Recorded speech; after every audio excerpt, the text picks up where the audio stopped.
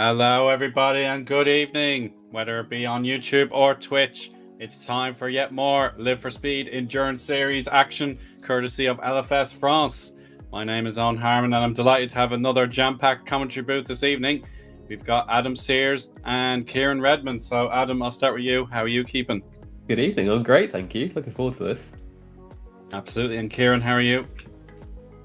Oh, gents, I'm excellent. Spring is here and we've got another round of endurance racing. What's not to love? It's spring already.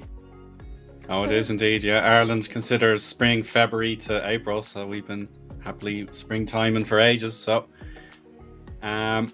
yes, but for everyone else around the world, I think spring has only just started. So, yeah, anyway, down to business. It's the 3 hours of Aston Grand Prix. So, if you've never seen this circuit before, then you're in for a treat because it is the brand spanking new build of Live for Speed.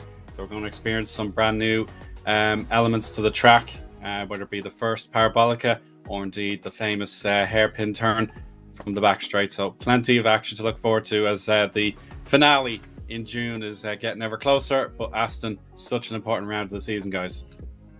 Good amount of time that we've got for this one as well. Looking forward to it. 3 hours gives us plenty of strategy chat for this race.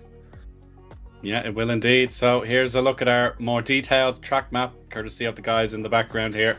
Pete Butcher, Chris McElroy, and indeed Mark Capal's here as well in the background. So you can see the complexity of the middle sector, especially turns 11 through 18 are absolutely fantastic to watch in any series, but in a dual class endurance race, it's going to be even better. So Kieran, I know you're getting more and more familiar with these cars each and every round. So is there anything that you think could happen? We know the Audi is a beauty to listen to and to look at. So what in either class do you think could happen? I just think we're going to see great racing up and down the grid. And you look at that track map there, just how complex this circuit is. And again, these drivers are not going to be able to build a rhythm. As you've mentioned there, the racing's been great. The Audi has certainly been a standout. But again, with a track that complex, that many challenges over such a long period of racing, I'm expecting some surprises to be thrown. That is indeed for sure. And you think in that middle sector is a bit tight that you wouldn't be able to overtake. But as those of you that's watched the Sly Norris 24X GT Championship, we saw some outrageous outside corner moves pulled off. So you never know.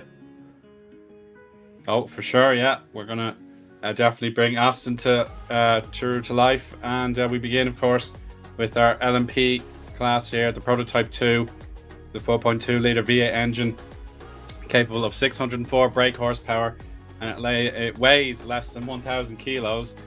Can block 30 with collaboration from BAR SS, GTA Max 89, and Faku 23 helped to enliven LFS with this mod. But if you're a more multi-mark fan, then yeah, GT3 is where you want to look. We've got the Porsche, BMW, the Mustang, and the Audi on page one here. So definitely a great variety in engine output and weight. So yeah, nice little variation. And then we've also got a Mercedes, a Ferrari, and a McLaren as well. So yeah, I think the vast majority of those cars will have at least one suitor as we get closer to setting the driver briefing, and our grid should be almost ready to go as well. So here we go. We can now discuss our qualifying results, which were set on the server in the qualifying session behind the scenes. And we can start with Darius Rosinskas for Yes Motorsports on pole in the Prototype 2 class with a 226.2, just 1/10 better off than Gabriel Lara in the Saturn eSport car. Then in the top five, it's Gabor, Gior, Cabral, and Slevy McDykel, I should say. Very, very impressive. Then four more cars tried their luck with Silva Agostino, Alexis George, Rony Krompush, and Baptiste Hughes. Of course, he's the series organizer, the French destroyer, P9 out of 9.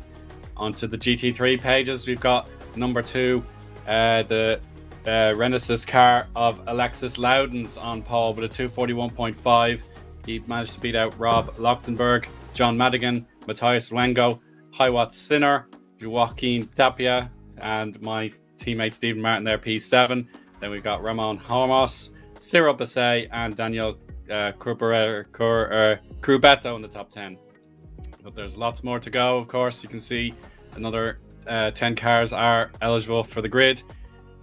So we can see some of those teammates, for example, like Marcotte and Fry in the Rio Racing cars there lined up together, and you can see the particular vehicle of their choice. So it is a good battle between the BMW M4, the Mercedes, and the Audi, all represented in the top 3. Yeah, I think that M7 is the McLaren, right?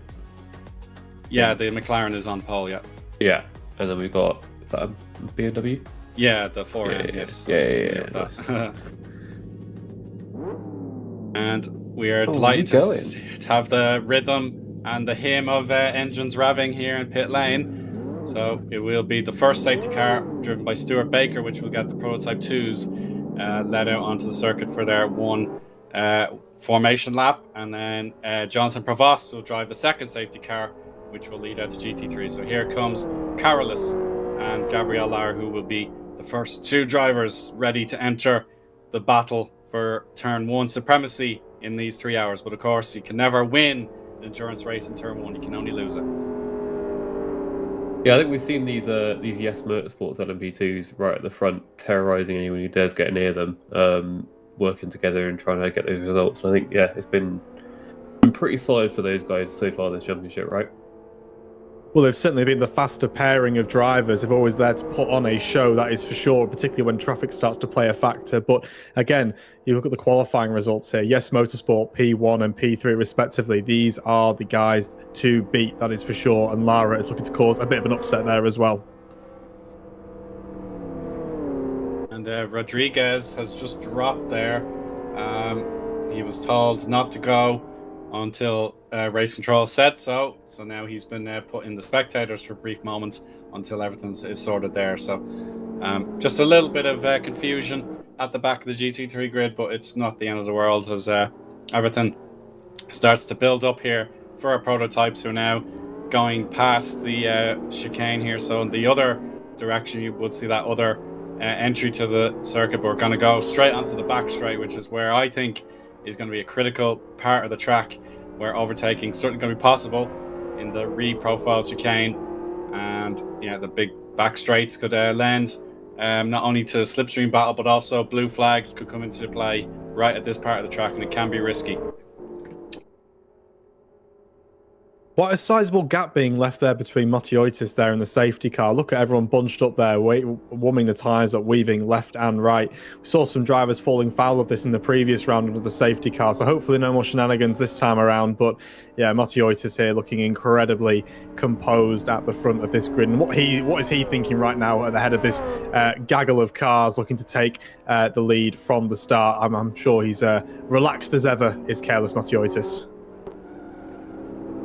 Yeah, he's very hard to flap, basically. He's just such a calm and collected driver. He's so experienced, and he knows his opportunity to make himself successful tonight relies on that experience, and knowing that the fierce grid right behind him are ready to pounce on any opportunity that comes their way. So yeah, definitely the top 5 are all figuring out how they can win the race. They've got to keep it clean, of course, but no doubt about it, any one of these cars could have a legit chance of going for a class victory. But of course, the challenger to Stephen Martin's throne here is Alexis Loudon's here with his teammate as well, who may come in to the race at a later point. So yeah, this McLaren, the Renesis car inspired by the 787B Mazda Le Mans car, is definitely the superstar driver at the moment, but so many excellent drivers will be trying to make sure it's not a single file victory for the number 2 car. Brilliant liveries on display out there as well. I've talked about this quite a lot, but yeah, some designers have had a lot of fun with these, I think. Well, it's always good when we get unique liveries and clear driver names as well. Makes it a little bit easier for us in the commentary booth. I don't know about you guys, but it always helps out when you can see a very distinctive Team American Racing livery there. And like they've had a bit of a change up from their usual colour scheme, orange and blue and white. Got in Gulf livery vibes there, Adam. You know I have an OGP track house spikes. Yeah, I'm a huge fan of that colour scheme. Yeah, now looking towards Sinner here. He's got 2 teammates he could call upon if required, so qualifying 5th in class. Not too shabby. But here we go. We're almost ready to get this race underway for 3 hours. Through the final chicane they go. Aston Autodrome signs illuminating in the sunshine. So we're getting ready to go. Bit staggered here, but obviously people green flag prototypes. And prototypes are sent away. And already Gabriel Lara gets in behind the slipstream of Carolus. And Slavy McDykel has got a chance as well to pick his spot. Roney Crompush versus Agostino. He's through. Roney with a very good start. He's surging through into the top 5. But down the inside, Carlos Mochajusis has lost grip and Lara takes the lead. A bit of contact there between Roney and Georges. Yeah, it's like Roney ran a little bit wide, and then the car on the outside of him sort of tried to follow him in and ran even wider himself and ran off the track there. Yeah, cars waiting in pit lane because it's now GT3's turn to get the green flag signal. And Logtenberg is coming. He's got the BMW off to a solid preparation here, and he'll follow that same outside line to figure a way past. He's got 3 wheels in front. Can he make it all 4? Car will eventually come to them, but door-to-door contact. Steve Martin here. Big trouble. That's big trouble. Absolute scatter in the GT3 cars, diving left and right for any space they can find, but through come the LMP cars. And what a start from Agostino, braving it out around the outside there. Great work from him through there. And we've got an absolute run of his life here is Agostino. It's parting that everything up the inside he goes, but chaos in the GT3 field. Yeah, thankfully they've all picked up and the spinner. Is it Georges or is it? Oh, it's McDykel. Slavy has had a spin and Georges will eventually get through. Oh no, he backs out. Ma has made contact as well, so he's struggling.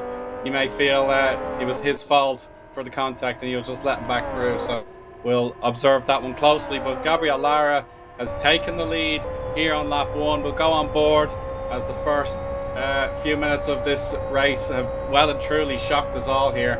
And absolutely remarkable scenes nevertheless. So Carolus has a chance on this third curve straight to have a go, and he'll pick the outside into turn 21. Can he get it to arch in on the apex? No, it's a good defense from Gabriel. Sorry, go on, Kieran. I'll say 3 separate incidents for Ma there, and we're not even halfway through lap number 1. He's had a torrid start to his endurance race, but let's see if he can recover. Currently sitting second from last in the LMP2 category there, but well defended there from Lara. Track position so important in the early stages as they come round to complete their first lap, and it has been chaos filled. I was just going to say, it's a heavy indication that this number 72 is going to do a driver change at some point, because I think that Darius Vasinskis qualified that car. But obviously, Mochajusis is driving it right now, so we can anticipate a driver change later on in the race for that car. Yes, you're absolutely right there, Adam. So the teammate synergy will definitely come into play, perhaps in the second hour. I think it is possible to double stint here at Aston and still get pretty far into the race. And here's a look at Hornos defending from Stephen Martin. And he has to be careful. Yeah, you can never miss a Steve Martin car, can you? They're always very distinctive with that white and pink accent. Oh, Slavy has gone wide again. So after re-overtaking Ma, he has gone wide in the first sector. So, and that's a bit of an unusual situation, but yeah, he's managed to pick it up okay. Similar colour scheme and sequential number for the 72 and the 73, but different teams there with Yes Motorsports versus Master Race Car. Yeah, not an ideal start for the Master Race Car machine there as well. McDykel being caught up in a couple of different incidents. And speaking of some incidents here, we've got a great battle going on here between these two cars. Lag is affected here. Yeah, a little bit of bump drafting up to the start, up and over the hill now as they head into this hairpin right-hander. Line astern goes the Mustang, goes the Ferrari, goes the McLaren. But through they go. A little bit of lag at play there with those two vehicles, but they've spread out nicely. The Mustang currently leading away from that new-look Team American machine there. Again, opting for the orange and blue, which I'm a big fan of. But here, Carlos Motiotis here, pole man now currently running in P2 in the number 72 machine here for Yes Motorsport. Just sitting pretty, assessing the situation, and Fry getting it all crossed up there, but having it all pointed in the right direction. That was a heart and mouth moment. Well, that Team America car we saw, I think, was previously a BMW, and they've switched to Ferrari. So obviously their teammates are stuck with a BMW, but that second team has switched to Ferrari, it appears.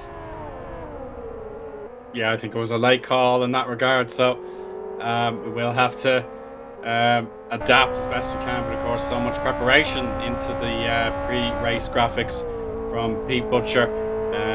He really did put in the effort to showcase everybody who was declared and ready. And of course, you can never be absolutely prepared if something happens on the eve of the race. But new fastest lap from Carolus there, 2:29.333, as we start to see these cars really stretch their legs. And if anything, he's gone for the race lead down the inside into one. That's The runoff outrageous. area is far more generous Oh, these days no! in contact. Oh, no! He's got to stop. Yeah, they've slowed each other right down. And this will allow Agostino through for the race screen team from third to first.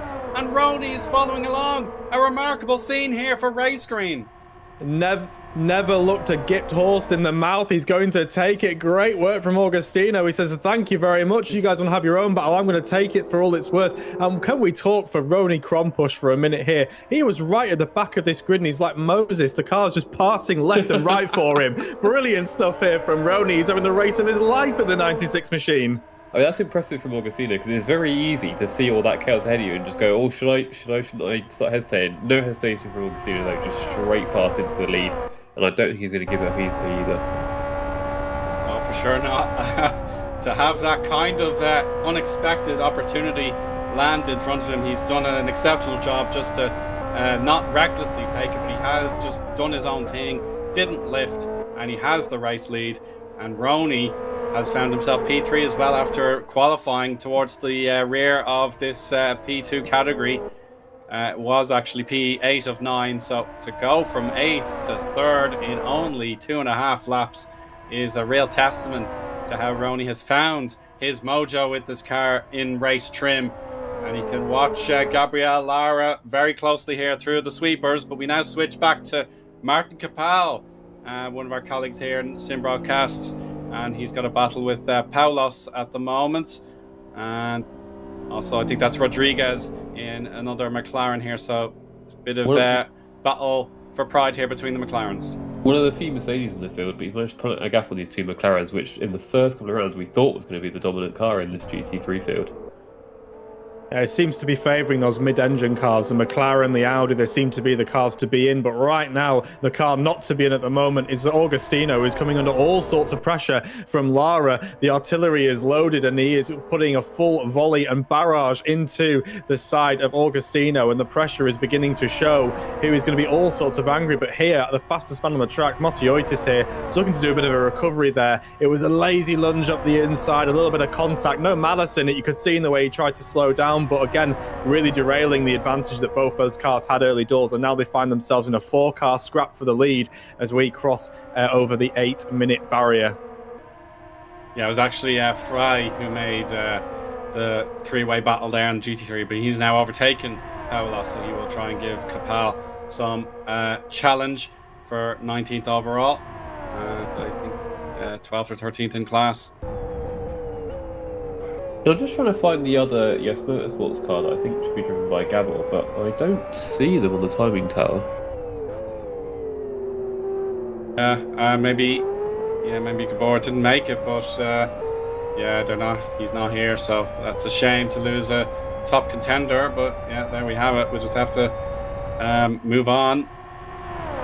It's not and great. Lara's on a run here. Lara's on a run here, looking up to the inside here. Agostino not going defensive. Up the inside goes Lara through the chicane. Nicely done there with the overspeed. And through goes Lara to the lead of this race and the lead of their category as well. Great recovery drive from Lara. And you can already see the gap they've put on Agostino, who in turn is holding up Roney Krompush, who is in turn holding up Matioitis here. Matioitis needs to make hay while the sun is shining and needs to try and get through these two cars and get back on the tail of Lara as we go lapping now. GT3 machinery having one car there having a bit of a torrid time there. I think it's Rodriguez who's had a huge moment there in the 23 machine. That car is not looking healthy. Damaged. Significant damage on there, yeah, going so slowly, stay up the track doing the right thing there, but yeah, it doesn't look great for them. A car from the background, yeah.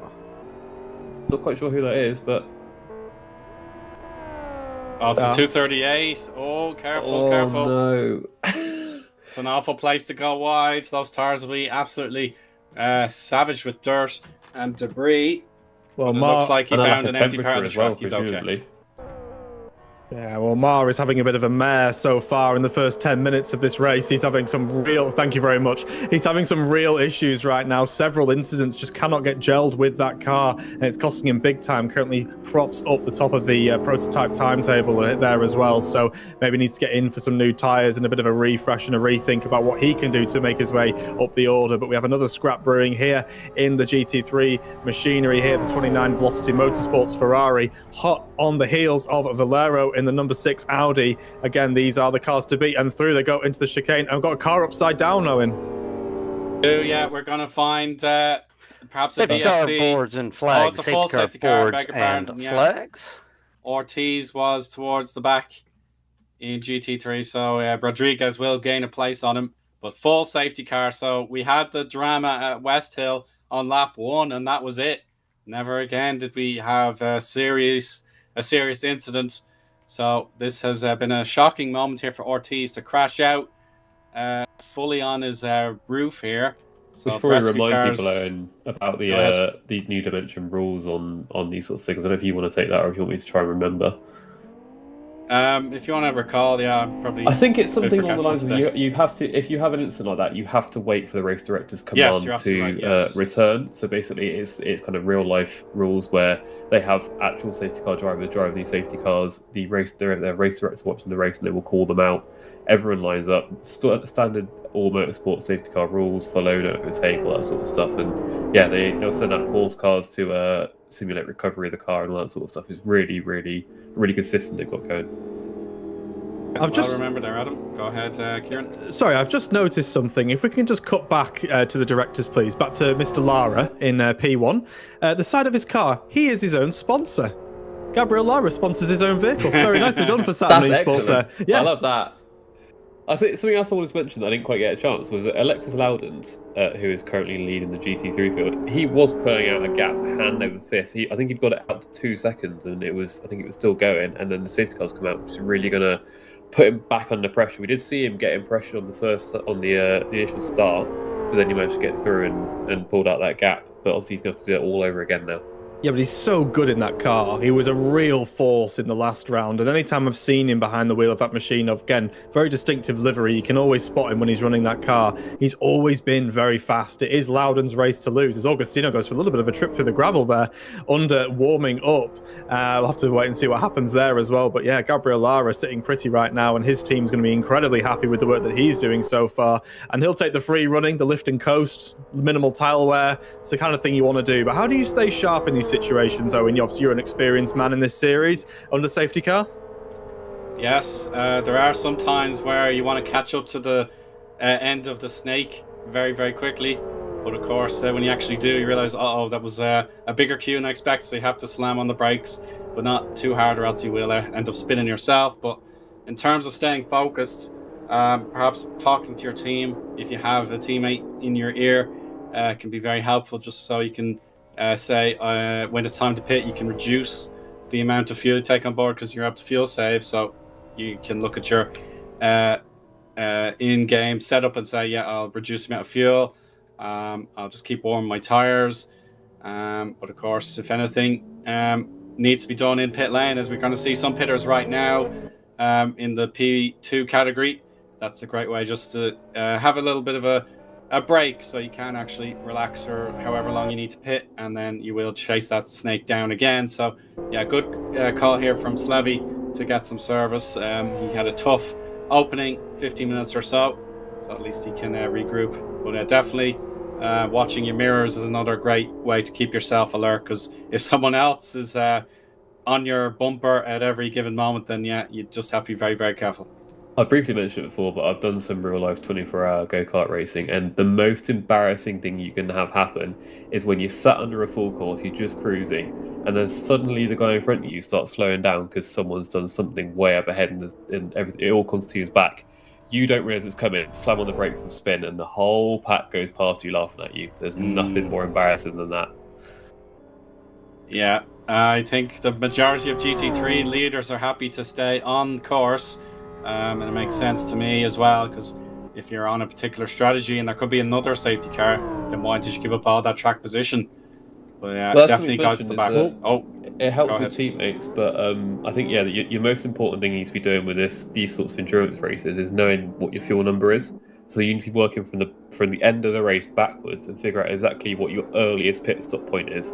So when these safety cars comes out, you know, am I in the window or not? And if you've got a teammate to tell you what that is, that helps you out a lot. But if you're driving, you just kind of, I guess you've got to make notes beforehand or something like that and do the maths yourself. But yeah, it's that's could be a crucial factor in whether these drivers decide to come in the pits or not. Well, you also understand that the likes of Lara and Augustino and Krompush are kind of locked into their strategy being at the front of this field. You don't want to give up that track position. So again, they were kind of locked in there, no opportunity to go into the pits unless they desperately needed it to, which at this stage of the race they didn't. But McDykel there really taking the initiative. He's thinking, right, what am I really going to lose? Maybe 1 or 2 places? Well, I expect to be faster than the likes of George and Mar ahead of me. I can start moving my way back up again, but I'll refuel, maybe take new tyres. I'm not going to lose anything over these safety car periods because it does take quite a little bit to organise this and get the track ready to run again. So great work from McDykel, and just interesting to see that others at the tail end of the field not opting to take that opportunity to refill and optimise their strategy for what may happen. Again, 3 hours of racing. I'm expecting this won't be the first incident we're dealing with for sure. No, not at all. We will reiterate the fact that car 29 has been given the second chance to get himself into this race, so he's just got to be careful not to overtake under safety car. And then car number 6 is allowed to re-overtake that position. So yeah, Valero will be pleased with that decision. And if you are one of these cars that has been given a little warning, just make sure you stay in your assigned position. Unless you choose to pit, then of course then you will go to the back or whatever gap you can fill in. So bad behavior under safety car will be noticed straight away. There's no messing about with our NDR race crew today. They will notice these things really, really quickly. Yeah, no hiding from the eagle eyes of the race directors.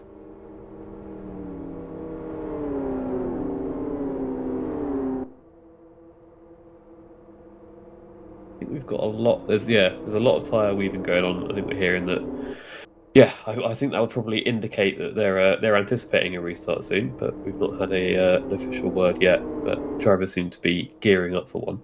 Well, the GT3 machinery is caught back up to the pack. If you have a look at where Loudon's position is in relation to McDykel, you can see there, ready and waiting is Loudon's, leading a field of very angry and very fast-moving GT3 cars at the tail end of the prototypes now as well. So all the field will be released in one go, barreling into turn 1. Slipstream will certainly take an effect over the start-finish straight with how long the run is, particularly with the uphill section into turn number 1. Expect a few lunges and torpedoes into turn 1. We'll have to wait and see, but again, we go through one more time with the safety car just to get everything organized there as well as we head across the start finish straight now, with Lara still leading the way.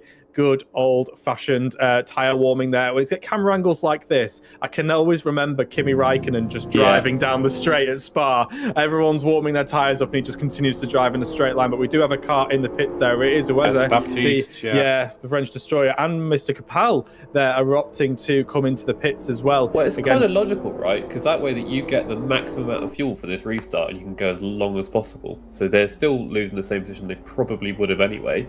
But they're just taking on, rather than using up some of that fuel on the safety car, they're getting the absolute maximum they can for the restart. True, but I'm going to have to question the 995 machine for doing this now, because they've waited an extra lap and didn't come in when McDykel came in, and that's now going to put them behind the GT3 machinery. Yeah, I'd agree with you, Kieran. To be honest, I would have gotten the pits straight away out of the way if I wanted to pit. So I would say this is a bad call, but Baptiste so much preparation to do before the race, then you can't really give him too much of a boo-boo here. But he'll be down at the end of the queue here. There is just the one car by itself trying to rejoin. It's only going to enter turn 21 in a matter of moments, so that is also a consideration here, as Johnson Provost and Johnson Palmer, the two JPs, have to make sure that we are keeping to the safety car rules as best we can, and if the person doesn't catch up within the required time, then yeah, they will be left alone. But if they can actually catch up, then yeah, they have a right to be able to join the queue. Looks like Capel's actually ahead of Wesley at the moment, assuming that timing tower is correct. Yes, that is correct. Yeah, it just means that GT3 cars are going to be told to move to the right-hand side of the circuit to allow him to come through. But yeah, it's definitely just inconvenient. Oh, very slow. There's Rodriguez getting wide. So yeah, everyone has to stay right to allow Baptiste back through. And I think if I'm ahead. Lara here, I'm not looking in the mirror at all. You don't want to be getting in your own head here. Just focus on the safety car.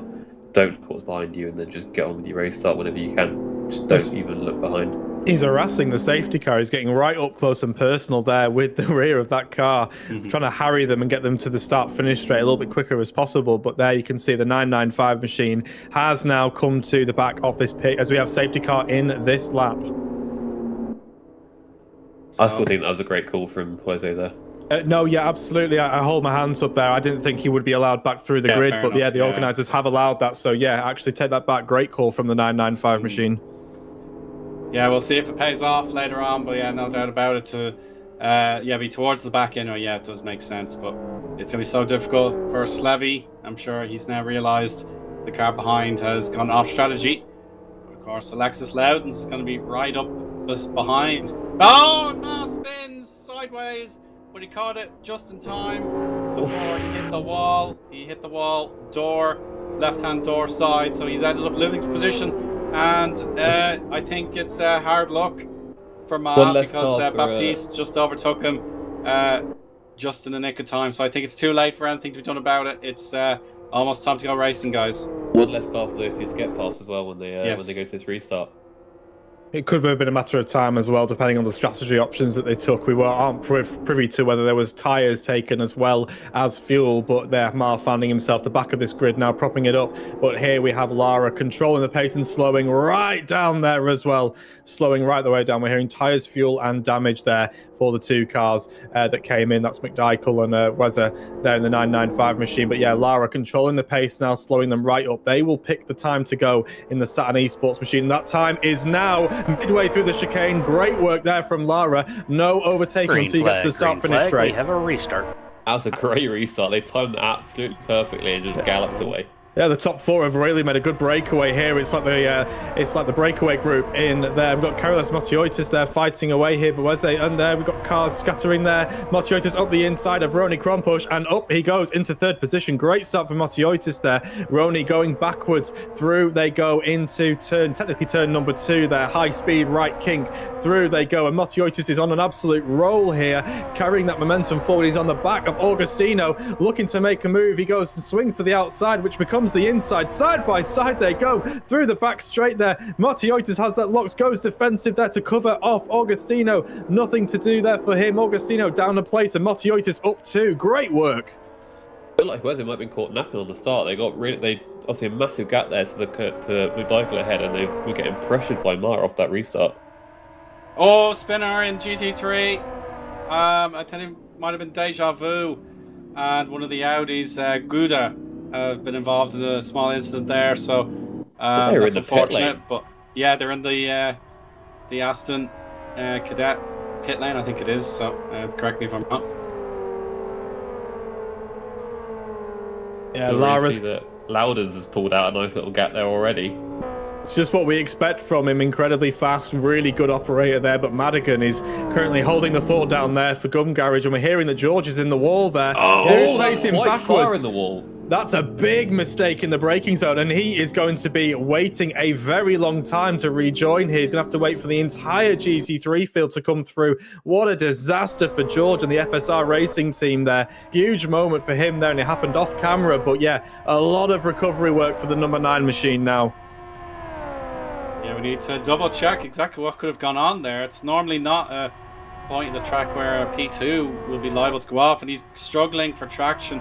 The tires again are picking up a lot of dust, and yeah, he will feel that car needs a bit of maintenance just to make sure it can actually behave as expected. So That is a horrible moment Watch for Motivatus George. here. He is close right up to the back of Lara on that last corner. I think Lara must have made a mistake or something, ran a little bit wide, but Motivatus is right on the back of him here. I don't know what he drank or what he ate under that safety car, but something has really got a fire lit under Motivatus here. 2 positions gained on that first lap, and he is right on the tail of Lara and sitting in the slipstream. Through they go through turn number 1, up and over the kink into turn number 2 as they head up into the heavy braking zone of turn number 3. He swings it to the inside into the uphill braking zone. Heavy under brakes they go, but he can hold this out side by side. But through goes Motivatus in the number 72 machine. He gets slightly sideways, and it's a counter attack from Lara in the 95 machine. Brilliant work from Lara, who goes defensive on Motivatus there. Motivatus is blinking multiple times, thinking, what on earth just happened there? But through they go round the outside. Absolutely not. And this battle continues into the hairpin. Heavy braking. Motivatus sticking to the outside. Lara goes defensive, pushes it as wide as possible. The cutback up and under goes Motivatus, but defensive play from Lara. And again, these two continue to scrap, but Lara holds off the first attack from Motivatus. Wow, what a sequence. Got more than 2.5 hours left of this race. Yeah, exactly, yes. Both guys absolutely spot on there, but this time the slipstream could help out. So the second duel between these two guys in the first half an hour nearly, and it is Carlos back to the lead. He claimed a pole position at the start of this evening's proceedings, so from first to fourth, back to first. And this is an exceptional 26 minutes of the 3 hours of Aston, the 4th round of this 6th race championship. The amount of speed they're taking to that complex of corners is unreal, especially when they're not even right. Like Motivatus wasn't even on the outside of the track, and he still took so much speed in it. It's unreal.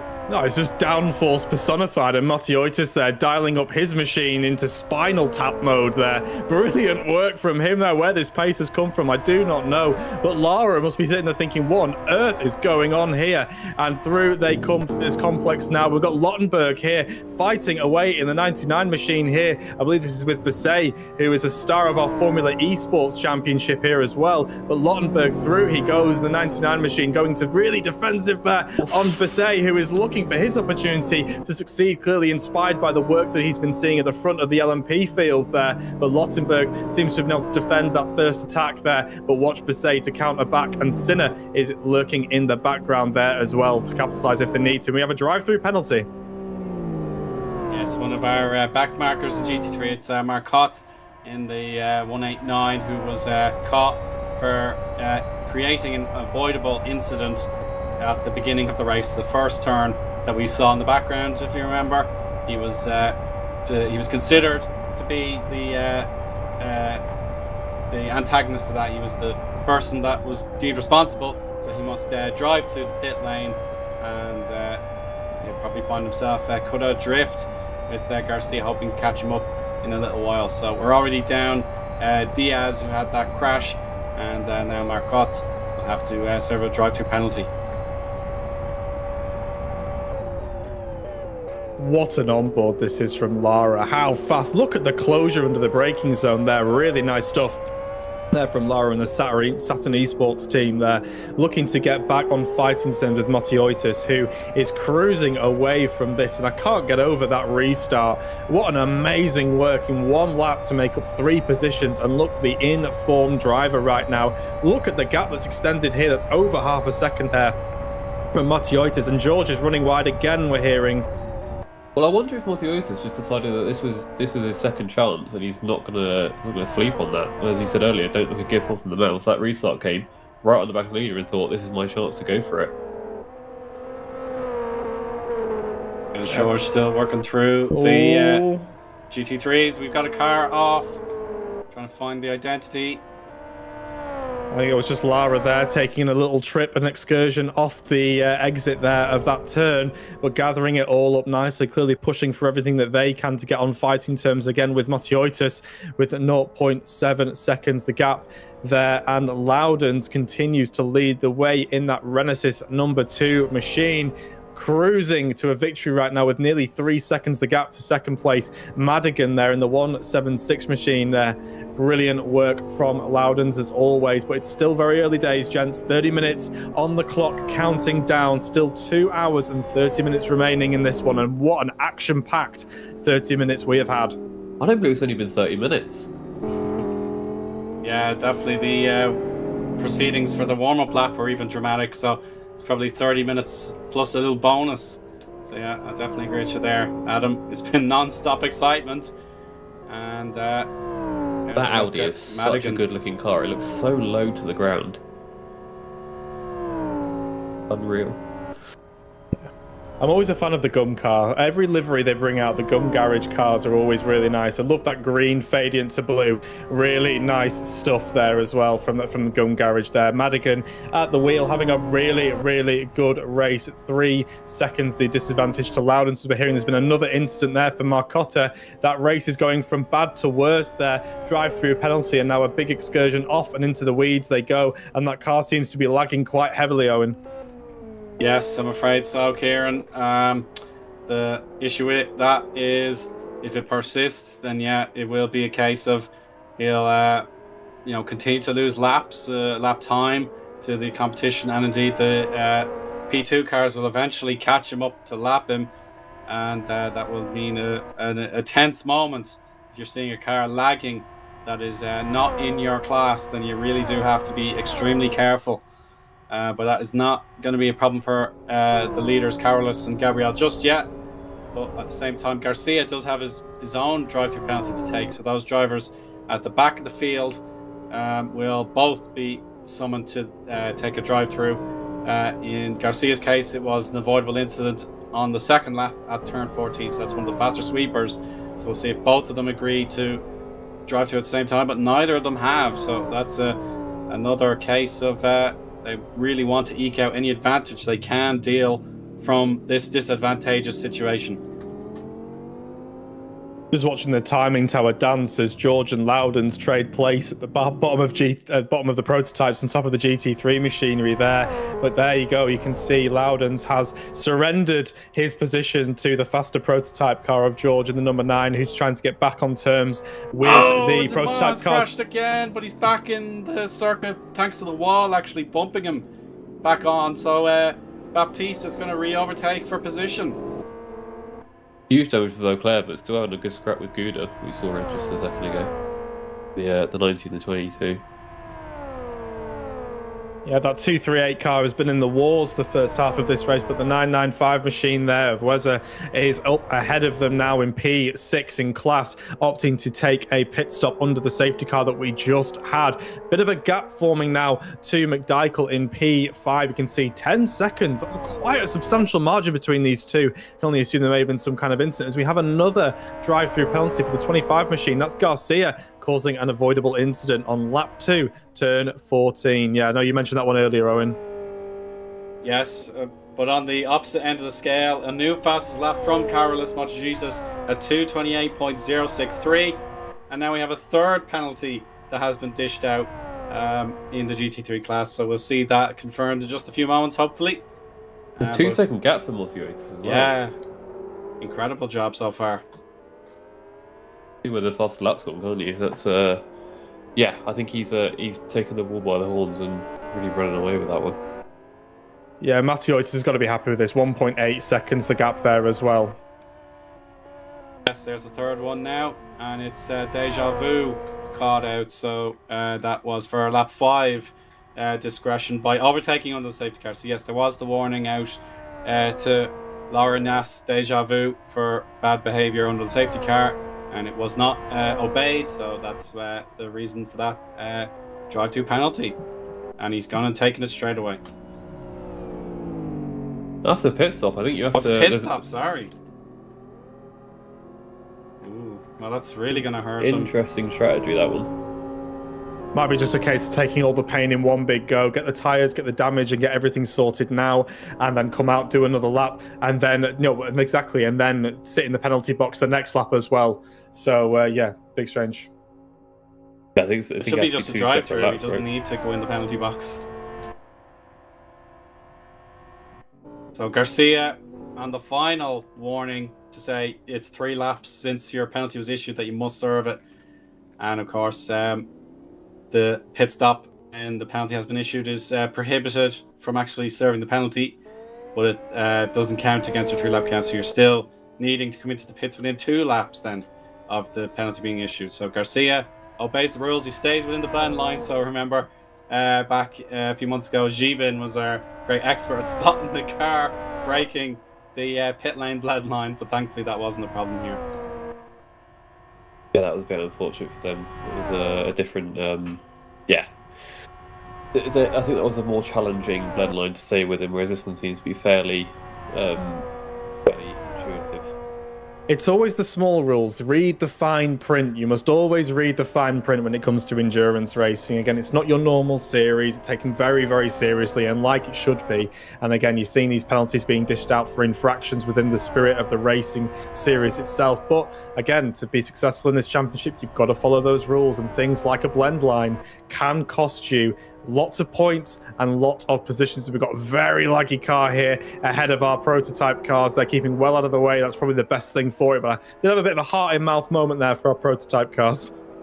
Drivers are some of the worst people at reading any kind of document, but especially reading rules documents. So I know that myself and Rob, who couldn't be with us commentating tonight, we were both the designated rules readers, so we could basically just remind the drivers before a race or as they're in the pit lane on the radio. You have to do this, by the way. Don't forget that. So yeah, that was because the drivers are notoriously terrible at reading that small print. I think that in a past life, Adam, you were the kind of guy that used to put post-it notes on his dash for a big long journey, and you would be like, right, I've hit that junction, I'll take that post-it note off, on to the next one. Very well planned out. Do you have an AA map in your car by any chance? I don't. I'm very grateful for the sat-navs exist now. Well, let's take a look at the battle for position in GT3. It's Fry versus Martin Capel. So let's see how the rules can be put into effect here for this side-by-side affair between the McLaren and the Mercedes. And if anything, Martin Capel has the first advantage, but he will give back that slipstream very quickly to Fry here. Let's see if there is cooperation after that first overtake. And yet it looks fairly simple. Martin has pulled clear. And that was a clinical overtake there. So the Rio Racing Motorsport car has to accept defeat this time. And now I think that might be Garcia getting lapped. It is, yes. Garcia is now being lapped. And he did serve the penalty. So good for him. We do have a wealth of Argentinian drivers that are entered in this championship, which is nice to see. Obviously a good time for them. Yeah, really good. True. And they've got a really good team at the front of this pack here. Lara, who has, again, not let Matiotis get away here. They have reeled Matiotis in the number 5 machine now, the Saturn Esports car. This is not over yet. 2 hours and 22 minutes remaining on the clock. And where we have the 29 car Velocity Motorsports here, leaving the pit lane there as well and serving their penalty within the pit lane. But Matiotis continues to lead from the front, but Lara, the fastest lap, sits with them. They are the on-pace cars. But now pit strategy starts to come into play. When will they come in? Who will come in first? But under the braking there, Lara comes in, hits their apex there. Matiotis getting slightly squirrely on the exit, but this scrap is not going anywhere. Not by a single margin here, Kieran. So the fact that Carlos did peak really, really well at the beginning of this next green flag phase. Perhaps Gabriel Lara has an extra burst of energy in his energy supply, and he will try and catch up again. But now the teammates Agostino and Krompush are going to have another opportunity to have a little scrap with each other. So the dilemma will of course be to make sure they're able to cooperate. So Silva, Agostino, he will have priority for now, and Roney if he feels he's quicker. So far they're about equal on the split lap, so far about 59 seconds for both of them in sector 2. But yeah, Silva and Roney, they should know each other very well at this stage. Can they ensure that if one of the drivers can win this battle decisively, can they still work? Oh, and we're going to switch back to the leaders, and Carlos is slowing down. A wiggle in the S's we hear, and that could be the moment for Gabriel to summon that extra energy and go for the overtake. So turn 20 is almost certainly flat out with these cars, but he's got to lift just a little bit or not. He's going for it here, guys. Around the outside. He's a specialist at impressive. This. And he's done it. Carlos losing traction for a second time. And that's Gabriel Lara returning to the lead. Lara there embracing the keep footing, lad philosophy there. Absolutely love that. Well, I was thinking earlier that potentially Lara was just letting Mosiotis run away, get this first lap in, kill the tyres, burn the fuel, and was just meeting a fuel number. But yeah, I think that was just more of a composed cruise, it seemed like, after Mosiotis made that mistake and lost a bit of traction, lost a bit of momentum. I'm sorry to interrupt. I'm the fastest lap by Gabriel at 2:27.343 in that sequence where he was overtaking at flat out speed against the race leader. That is just unbelievable. I think he's done that just to shut me up, to be honest, and discount what I was just saying. What fuel number? I don't believe in fuel numbers. I believe in ambitious and great overtakes that make TV brilliant there. And Lara in the number 5 Saturn eSport car continues to lead the way as they go through some lap traffic there. Great work from that car. They're getting well out of the way. But Mosiotis there, going to have to think of a plan B now. He's going to think, right, okay, I've led for this little bit now. Lara's led a little bit. It's 50-50 right now. If this was boxing, it would be quite an even match at this stage. So we'd have to see now how Mosiotis can respond. Or will they choose to sit here through the remainder of the first stint and then elect to look what happens in the next set of driver swaps. But Mosiotis with just half a second gap to Lara, who leads this race for the second time. Well, the normal instincts with endurance racing is that it doesn't actually matter who's leading at this point because they're both in similar pace. They're not going to gallop away from each other, and it's just a case of see what happens. Someone might make a mistake in the pit stops. They might have a long stop. They might miss a box, all that sort of stuff. So there's no point desperately trying to be the person to lead because it doesn't happen. However, from this race we've seen so far, these two are so on the pace and they don't really make mistakes in the past couple of rounds that general wisdom doesn't really apply that much here. I think that being in the lead is going to be actually important in this sort of race.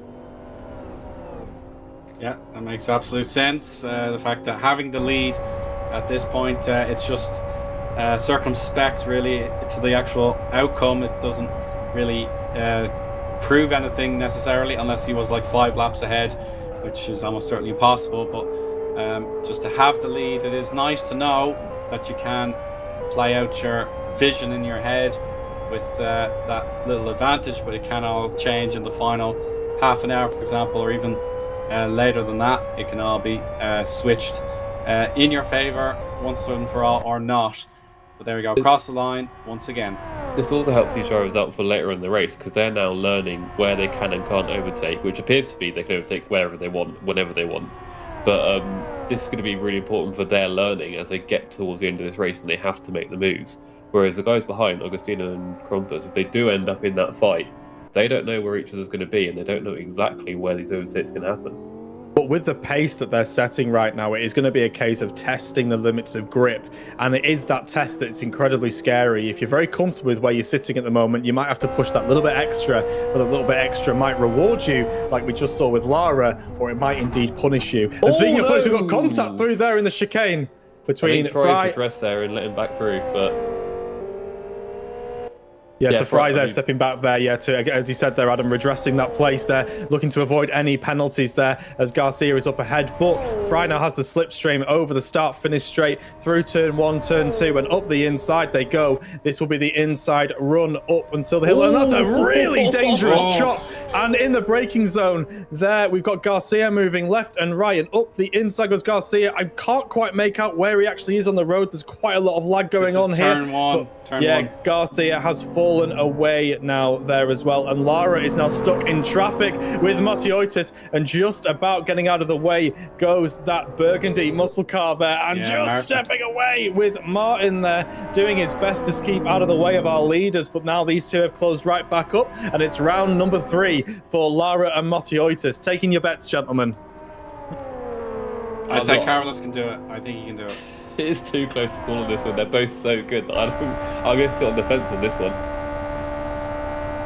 Now we need a Rocky-esque comeback here from Mosiotis, who is now sitting well and truly in the draft, looking at the rear diffuser and scaffolding of the back of Lara through this very, very fast section of the track here, where they are coming up against a more GT3 machinery. Through they go, up and over the hill. This is the wrong time to catch this car. Heavy in the braking zone, and Mosiotis is catching right back up. It's Valero in the Audi there, up ahead, who just about manages to stay out of the way of Lara. And here they come around the outside, and Motiotis is finding himself in all the wrong places that he needs to be.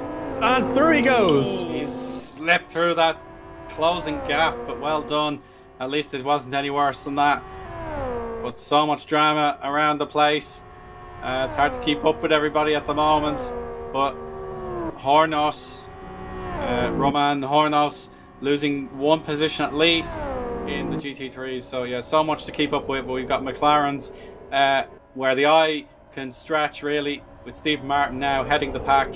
And now it's Cyril Basset, who was doing well in the first 25 minutes or so, but he's cost himself perhaps a bit of pace in this most recent stint. And there we go, Cyril Basset now having to hopefully hang on to position here. And Valero will soon realise, now that I have been lapped, those guys will soon get lapped as well. Now, Sodium Racing have a car in the pits, that's Vauclair. I probably shouldn't say this, but that 44, that race free car, I do quite like the NASCAR. I know I shouldn't because it's not the correct number style, but I do like the NASCAR style numbers on the door. No, that looks like Lewis Hamilton's 44 to me. No, we embrace all racing philosophies here. There's no judgment. If you like NASCAR, you like NASCAR. That's okay. That's fine. It's okay. But with endurance racing, it's cool. You can bring these very cool numbers here. But speaking of numbers, Motiotis, my word, going round the outside through this group. Oh! Catching it there is the Yes Motorsports man there, gripping the wheel with anger. He's white-knuckling his way through this GT3 machinery. He is not having a good time of it now, trying to negotiate through the timings here. He has lost so much time to Lara, just catching these cars in the wrong time. Look at the gap that Lara has grown unreal. there. That is crazy, and that is half a lap's worth of GT3 machinery. Yeah, so my little prediction there got squashed pretty quickly, but there's always the pit stop strategy to try and claw some of that back. But yeah, of course, the rule is if you're the car being lapped, then you should be predictable and show no aggression to a car trying to make their way by you. But at the same time, if you are the faster car and you want to be able to get track position, then you have to avoid being too mean and too heavy with the bullying as well. So you will get penalized if you shove a GT3 car out of the way if you are prototype 2, for example. I think we should anticipate seeing Krompus coming through in a second as well, because we've seen Augustino go through. But I think, Steve Martin would have been quite confused there. As the prototype 2 was right behind him going up to a straight. It had been expected to go through and then just lost so much time because he lost the rear, and then probably wouldn't be anticipating exactly where the car would reappear, and just had to squeeze out of the way at the last second as it dived down the inside for the corner. Well, in the words of our colleague elsewhere, the racing gods giveth and the racing gods taketh away, and that is all done through the method of traffic, my friend. And whereas Motiotis might be taking a bit of pain right now, it could all flip it on its head with Lara in the later stages of this race. Obviously 2 hours and 12 minutes remaining on the clock. We are over 45 minutes into this race, but it has gone by in a flash. I can't speak for yourselves, gentlemen, but I have loved every minute of this so far. And with the pace that our leaders are setting, not just in the prototype category, but in the GT3 category as well. Loudon's doing impressive work in the number 2 machinery. It's some very impressive drives right now as we have a move being made with Gouda and Capel scrapping away here. It's Mercedes versus Audi, and they've contacted there. You cursed it with the director, cursed it with the camera cut there, I think. That was a bit of contact. Seems to have come out on top somehow. Not quite sure how that's happened, but I think the stewards will be taking maybe a bit of a look at that incident there, obviously. It might be finished, Kieran. It might not be finished. Yeah, is Martin letting him by, though? That might be a polite action. Just even if he wasn't, I think he'll claim he was. Just to get a penalty. Yeah, I was letting him go. Of course I was. Yeah. I lifted, promise. I have to admit, I'm trying to work out which car looks more intimidating. I'm going the Mercedes. I think you looked into the rear view mirror and you saw that Mercedes barreling towards you, I would be very scared.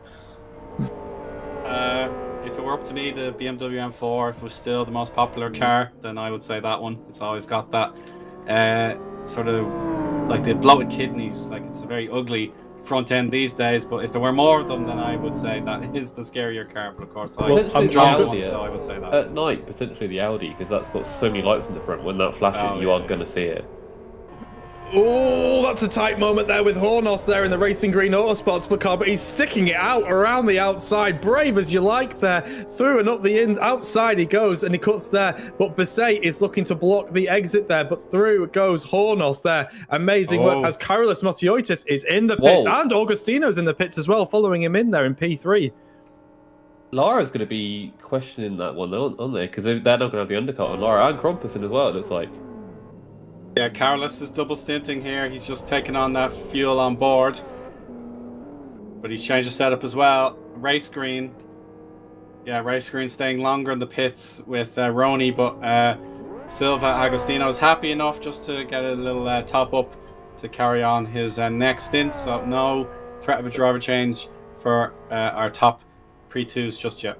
Agostino and Krompussen are teammates as well, so there might be some trading of such information while driving, potentially. Possibly. I was just going to say, it's always ominous when you go through and then the following 4 cars pit behind you. You sort of frantic, oh! Fry's timed out and in the wall goes Fry there. Off screen, he goes there. Bit of server lag there for Fry. We'll wait and update you if everything is okay on that side. But no issues for our race leader, Lara, right now, who no doubt will be tapping his fuel gauge, if I can continue the thought from earlier. When the final 4 cars go into the pits behind you, you sort of tap it and go, am I right on my numbers? Yeah, I think I'm okay. My strategy seems to be working fine. But we'll see if Lara elects to pit now to cover off the undercut as Motiotis finds their way through the GT3 machine. Well, I think even no matter how confident you are, and like you said, no matter how confident you are in your fuel number, you're still going to be questioning yourself in the back of your mind slightly. I imagine you'll be pushing that one down, but yeah, you're always going to be a bit nervous. Yeah, Carolus and Stephen Martin meet again now. I think it's a more appropriate corner for them to be, and he's willing to cut that apex really heavily there just to make absolutely sure. The cars, can't you? Yeah, that's right. About I think 16 to 18 seconds a lap faster. These prototype 2s, so it really does add up in these these nearly 3-minute laps per. I think that's another example of these these LMP2 drivers have just got no hesitation. They will just send it, and I really respect that. It's just the grip through the high-speed corners that it has. It's really good. If we have a bit more server lag going on. Oh no! That's huge!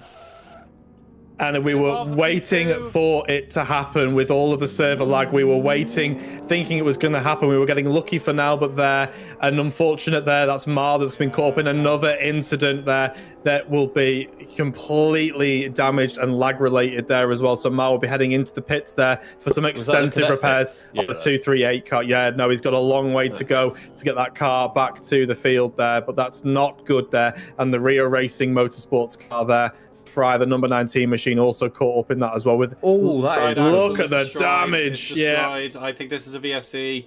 Call out VSC. This car is compromised. Yeah, that's not. Look at it. I mean, they're still rolling. There doesn't. But I mean, it is kind of a rolling roadblock at this point, isn't it? Guys, I mean, look at that rear right. It is collapsed on the lower. It's got to be the lag. It's got to be the lag concern here more than the slow-moving car as well. It's basically a missile. You're waiting for it just to take someone out. If our leaders catch up with this, someone could find themselves a victim of a very unfortunate incident. But again, we are still under green here as the leader McDykel is coming through now as well. A Lara driver change. Giannotti did get in the cockpit there. I thought it was the case. Giannotti's connection wasn't great either, but he is now in the car. Yeah, the ping is now jumping. Well, I mean, we did mention earlier about Steve McDykel and Hueze taking that early pit stop. Doesn't seem to have paid off for Hueze. He's really stayed right back down. That's some kind of issue. But McDykel's taking the lead at the moment, and yeah, just rolling and I guess waiting for that pit stop. But they've got an extra half an hour of fuel. Probably 15 minutes to 20, I'd say, because it wasn't an early enough safety car. Again, just giving themselves options, aren't they, for what happens in the race again. The safety car very early doors. That's the second safety car we've had in as many rounds as well, so you would expect to see another one there as we have a great battle going on here between Paulos and Deja Vu. in the 29 machine here. These both are scrapping here for P19 and P20 respectively, but again, we have quite big lag concerns right now with several of the vehicles as the 9 FSR team is in the pits there with George. Will they elect to double stint or will they do a driver swap? We'll have to wait and see, but Frey is still slowly working his way back to the grid, and again, still no virtual safety car from our organisers. They must be happy to let this run right now, as we do have cars now coming through. Fast moving machines keep well to the right hand side. Does Frey doing a good job to stay out of the way of everyone, but Frey just limping back to the pits. Well, the race roads have a lot more self-control than I would have, because with all the toys and buttons at their disposal, they are very good at not using them just because they can. They only use them when they need to. Well, they have more information than us, absolutely. So they must be happy with everything that's going on here. We can only comment on what we see. But again, they're happy to let it run. And the likes of McDykel are extremely happy with this. But obviously, they would like to go long. And now a safety car right now would be a nightmare for McDykel. He's gone past the pits. He's got a long lap to go now as he continues to extend his stint. And again, hope for another safety car to get him back on fighting terms as Frey he's back in the chicane. But again, trying to get puncture at that rear right tire. It's gone down. Thankfully, it's not anywhere earlier in the lap where he was almost stuck in the gravel. But yeah, he just has to wait his turn. Clear now. Yeah, he's clear now. That was great by Frey just to get himself way off the racing line immediately as soon as it went. But yeah, managed to get back to the pits. That's good job by them. But that's probably gonna be quite a chunk of time in the pits now. Yeah, expect a long stay in the Ryu Racing garage here. Get a brew on, lads. You might need to be there for a little bit of time. But McDykel here continues to lead in the number 73 machine. Again, electing to pit incredibly early under that first safety car. Now finds himself at the front of this grid. And if you have a look down to P2, that is number 5. That is the Giannotti there behind the wheel of that car that was working oh so well at the hands of Lara, now running in P2 with the fastest lap to their name, and Matiotis running on track at least in P3 as well. Again, we would be expecting McDykel to come in any moment. Well, McDykel's actually obviously on low fuel, but he's pulling out a gap. It was 7 seconds, then it was 8, now it's 9. I think we're just going to keep seeing this going up. And now is Carlos's chance to catch up to Giannotti after that dramatic first stint for Gabriel Lara. Yeah, he's cut the gravel there. So now Alexis Loudons has been lapped. Oh my goodness, a bit of trouble maybe. No, he avoided the contact, but now all the GT3 cars have been lapped for one lap now. But look at this, Carlos has got the bit between his teeth. He's really closing down Giannotti. We can compare split times now. A 146.642 for Carlos. I'll just compare that now with Giannotti in a sec. This is like watching Jaws lurking in the background of all those films. There, look at him going there. Matiotis is really closing the gap right now, and the GT3 machinery is not helping there. Giannotti's been caught all wrong way. That was a real close moment there. Matiotis doing great work there to avoid a much bigger collision there. Heart in mouth stuff, but through goes Matiotis on the GT3 car. That was nearly a disaster for two of our fastest moving cars. Well, I'm actually quite surprised that happened, because they had so much time closing up to judge that distance and judge the speed differential, but still Matiotis nearly smashed into the back of the pair of them. I think Nathan was doing exactly the right thing. He was just doing his ordinary racing line, and the inside of that hairpin was open, but yeah, I think just the nerves of being the new driver behind the wheel of a car that is capable of winning the race overall perhaps captured Giannotti there, but at least everyone's okay, and it kind of resets itself after Carlos was much quicker up until that point in that lap. Well, it is a real tense thing to do when you are part of a fast car, a race-winning car, and your teammate has put in the stint of his life to get to the front of the field, and then you take over that machine. It is a very, very tense and a very nerve-wracking position there, and Giannotti's just trying to settle into this race, but Matiotis is not letting him settle at all. He's making this as uncomfortable as possible, and he is very much putting the squeeze on him right now, and that gap has completely evaporated between these two, and Matiotis is electing to double stint at the start of this race. He has the confidence, and before he hands it over to his teammate Vazinskas, who is waiting in the wings right now, he is going to really turn up the temperature on Giannotti and make him work for that P2 on track right now. What you're seeing out here is exactly why we always tried to keep the same driver out for as long as humanly possible during an endurance race, because they know exactly the conditions, they know where they're quick, where they're slow, how to get the car to go as fast as possible under the current track temps and track conditions, and they know exactly what the car's doing, all the little foibles, anything like that. So they are drilled on it. Whereas you can see with Gianotti, he's still trying to load the car, figure out exactly where he is. Obviously, he would have done some practice, but that would have been a day ago, a couple of days ago. So really trying to get to grips with what's going on. Matsuota's already dialed in. You would describe the driving of Gianotti at the moment as unsettled. He's just really not gelling with that car right now. And Matsuotis is in one of the fastest parts of the track here, sitting in the slipstream. It is foot to the floor, brave as you like. No GC3 machinery here in the braking zone. We look at the back here from Gianotti from the Saturn Esports car here into the braking zone. It's a big lunge up the inside from Matsuotis, but not able to keep the momentum rolling. And out of the corner they go and power through. Gianotti hangs on to the position for at least another series of corners into the braking zone, through the left-right chicane here. Through they go. A lot of curb taken by both cars and onto the start finish straight here. Aston they go, but Gianotti survives for another lap. 2 hours remaining. An hour has gone, gentlemen. My, it has been a stunning first hour in these P2 leading cars, just to watch them go back and forth. The drama of the incident at turn 1 we saw very early days brought the race green cars into contention, but then Carlos had the momentum back after the yellow flag safety car period, and then it went back to Gabriel. Now with the driver switch in the number 5 machine, the Saturn racing car, it is back to even keel, and there is one more car to lap it, but should be right on cue. Lambda is going to be lapped here. Lambda, excuse me, will get lapped. Here we go.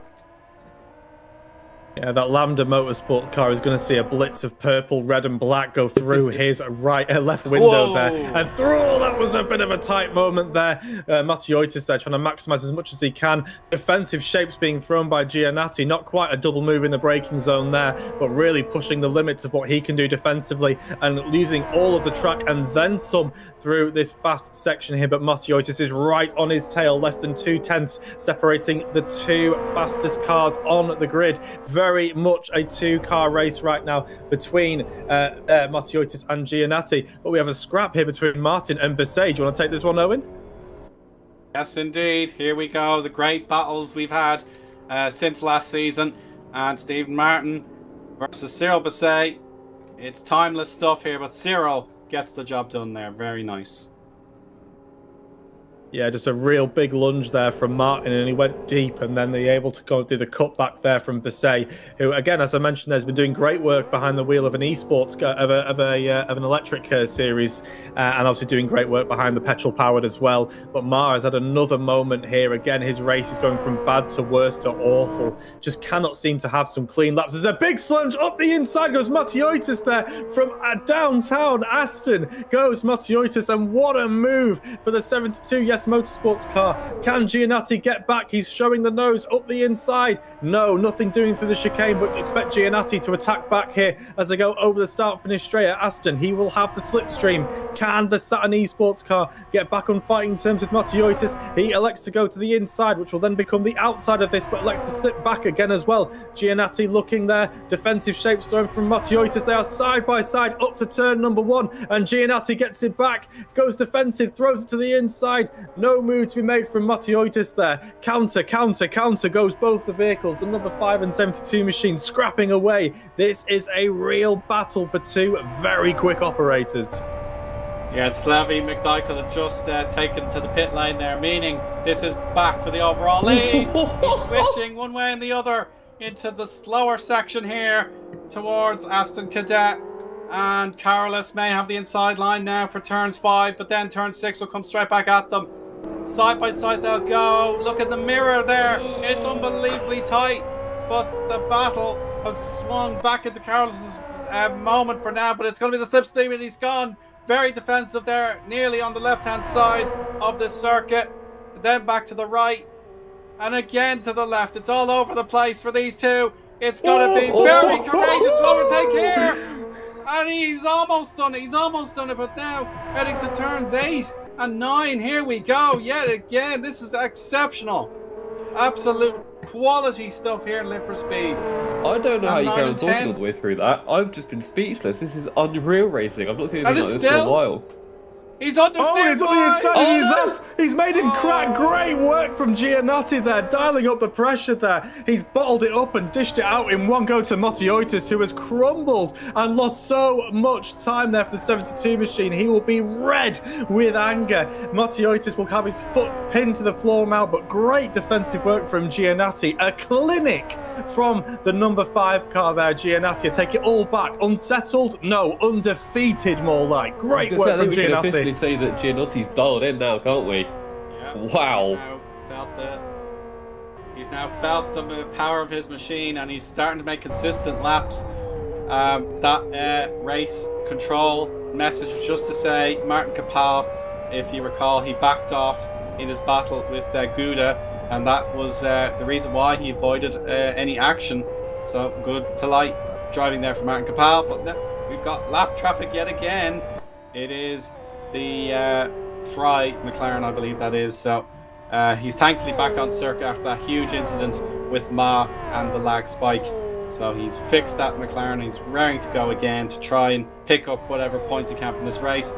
And Carlos, 2 minutes 34, way off his normal pace, but he's still within a reasonable shot here. And if anything, that's a block in the next car ahead. So bit of a delay for both these Prototype 2 cars in the front. Oh, the Baptista's lagged out. He's going to have to claim his re-entry to the race, an extra lap down here. So Baptiste Hueze, the French destroyer, has lost the lap through disconnection. But I'm willing to guess that Fry's McLaren is the only car on track with absolutely no damage at all. It looks so clean. But it's just been repaired, Adam, because it was in pieces a few laps ago. But I've just heard there that Matiotis has just immediately struck Fry off his Christmas card list. Not happy being held up there whatsoever is the number 72 machine of Matiotis, who now finds himself 2.5 seconds down on Giannotti, who is just catching this traffic when he needs to. But again, great defensive work from the Saturn Esports man. Giannotti is going to be so happy with what's going on there as we have a little bit of a stumble through that high-speed chicane, but everyone continues on their way. Matiotis working hard to get back on fighting terms with Giannotti, but we are 1 hour and 53 minutes remaining, and the battle between the 72 and the number 5 is not over. Do not go anywhere.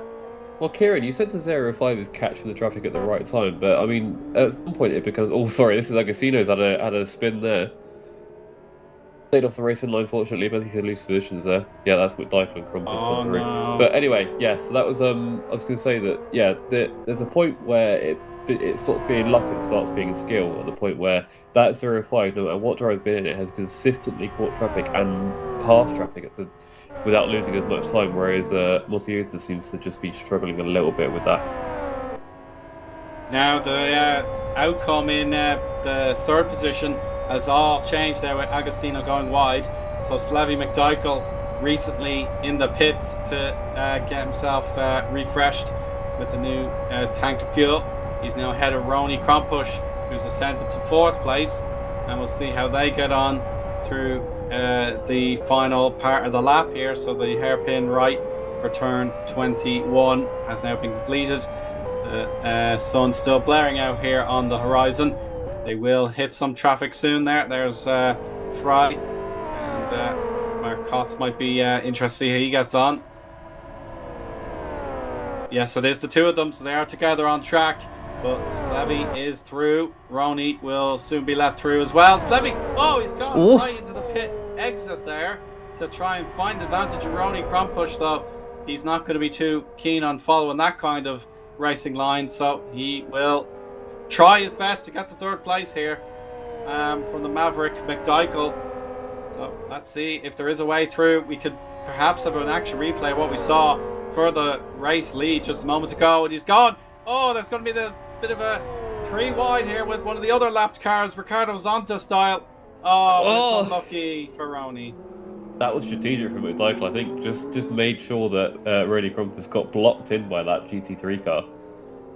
Yeah, really smart playing there from McDykel. He's playing chess while everyone else is playing checkers. Great work from McDykel there, electing to block half the circuit using the slower-moving GT3 car. Really nice work. And again, his strategy playing really well right now, sitting P3 on pace, albeit under heavy fire and siege from Ronnie Krompush in the Racing Green machine. But again, McDykel is offset right now. He could do with another instance getting back onto the lead strategy, because right now he is running ahead of Ronnie Krompush, but completely different strategies at play between these two cars. Wide. He's very wide there, Kieran, and Ronnie had to adapt just in time. So Krompush just making sure he wasn't going to make any contact with his rival through turns 9 and 10, the reprofiled corners. We get to see them in action again. But what matters to Ronnie is he keeps that slipstream through turns 19 into 21. And against Levy is really struggling here. I think his tyres are starting to cry for mercy. He's pushing them so hard, and he does very well though to get out of the second parabolica neatly. And that's good. Gouda, who earlier on had a big moment, but he's okay. Krompush goes to the right hand side to clear him, and Sinner has come into pit lane for GT3, so there will be a driver change for that team. The car 27 should have Rai Bakowski take the cockpit very soon.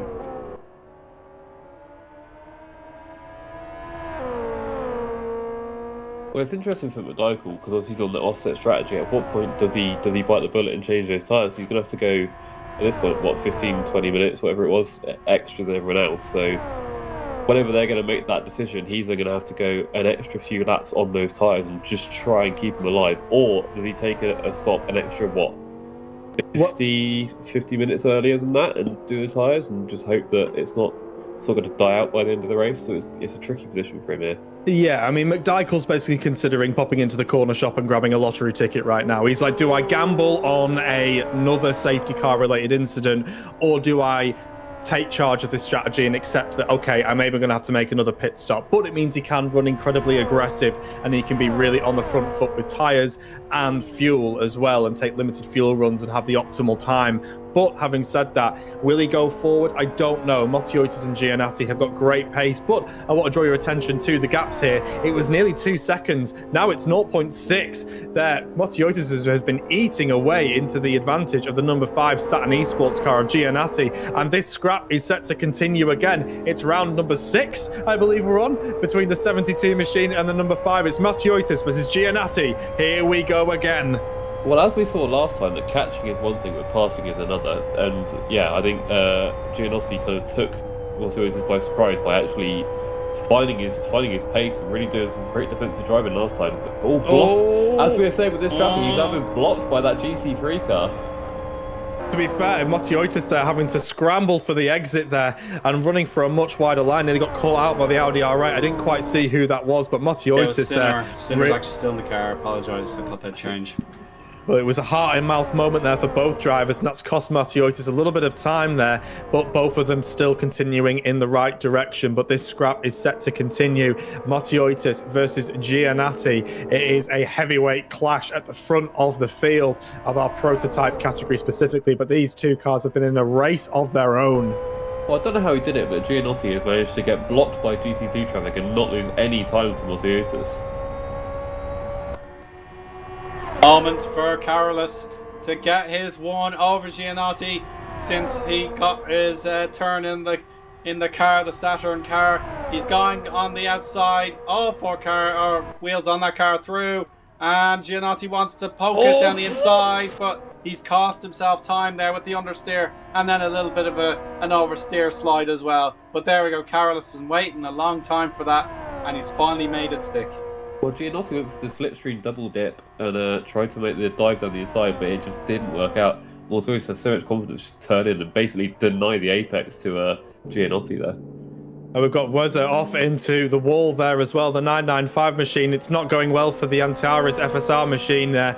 They are gathered everything up and moving again, but that will be no doubt another visit to the pits with lots of right front damage we're hearing, as well as we have a scrappy between Roney and McDykel. Roney going all the way around the outside. Goes Roney Crompush there, the master of the racing green machine, and still holds the inside line as well. A very tidy overtake there that we caught the end of there from Roney Crompush. Gets himself ahead of the struggling McDykel, who continues to run the alternative strategy. Watch for him in the latter stages of the race. He's running slightly offset to our leaders, Motiotis, Giannatti and Crompush. Well, because McDykel came in, that means that he's basically running an extra, 20 minutes of fuel, right? So that's probably going to really hinder him with these corners and things, trying to maintain that speed. Oh, Slevy's wide there. And that will officially give Roney Crompush third place in this race.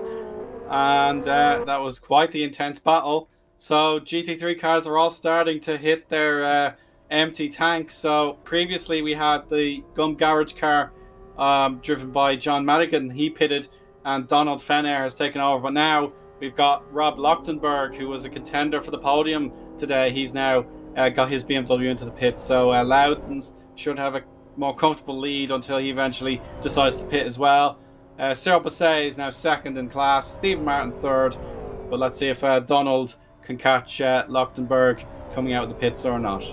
Well, as we've seen, that when you come out of the pits in this race, it takes you a little bit of time to understand exactly what's going on. I think the conditions must be different than people running in practice or something, because the coming on speed just seems to take quite a long time. We'll see if Federer has the same issue that others have had.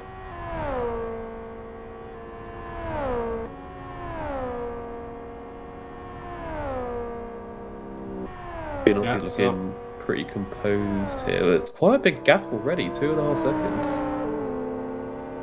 Yeah, that is quite significant so far. Excuse me. Agostino's kind of left by himself now after that previous mistake. And what he needs to do is just follow his target deltas in the next coming laps to make sure he's okay. And then there's look at Valero in the midfield. If anything, he'd love to catch up to Roman Hornos, who's just entering turn one now. So there is hope yet for that TAM by Radiance Racing car. Is that TAM? Is that Team America again? So is that a third Team America with a different, different manufacturer as well there? Yes. Really spreading their efforts, aren't they? Alexis Georges ahead of Martin Capal, who's kind of just making sure he can stay out of trouble there with the faster car lapping him. But now our pole sitter. I'm not sure if Capal was actually closing that gap down.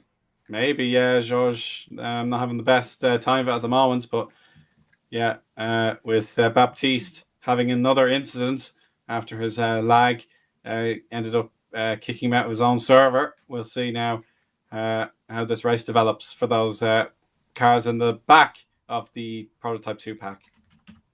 Cone getting knocked down there just ahead of Motiotis by that. I think that's one of the Team America cars. A bit squirrely there as well. Ooh. Look at the gap that he's grown here now. Motiotis 2.7 seconds from second place man Giannatti. 3.5 now. Well, it's getting bigger. He just seems to have got ahead and has just put, rubber to the road. He's really grabbing the rest of the grid now as Motiotis looking for a bit of a point to prove. He's going to be handing it over to an eagerly waiting Vazinskas, who is going to have a real job of trying to keep this fast-moving pack behind him as well. But this 72 machine is dialed in. It looks like it's just fast at every part of this track.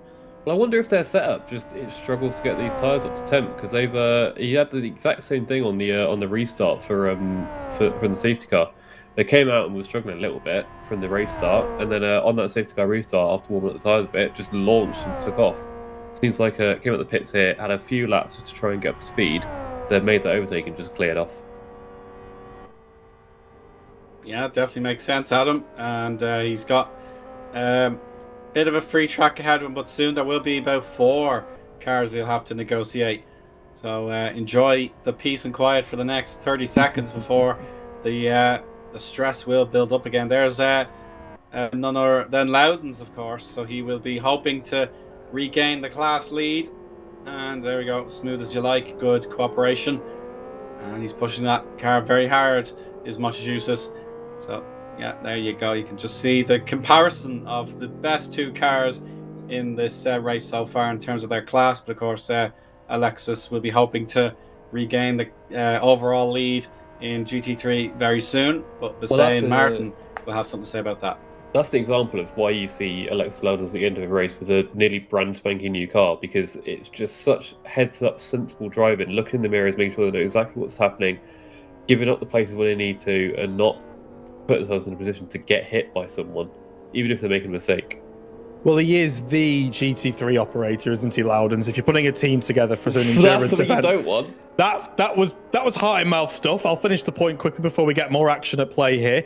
You know, if you're building a GT3 machine and a GT3 team for a big endurance event, you want Loudons in the car. He's very, very quick operator. But we'll cast our minds here to Motiotis as he works his way through traffic, taking the risks where he needs to and having fun where he can as well. Let's go around the outside of a couple of those vehicles there, but Motiotis clears those Force cars, even if it did come with a slight moment there with the slower moving traffic. But Motiotis continues his march to victory here at the LFS ES round 4 here at Aston.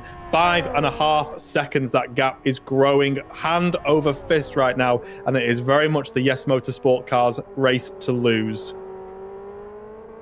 Yeah, so far so good, but we'll see now what Bisset, who was lapped most recently, how he'll figure his plan in that McLaren. So there will be time for Giannotti to get through as well. Here he comes.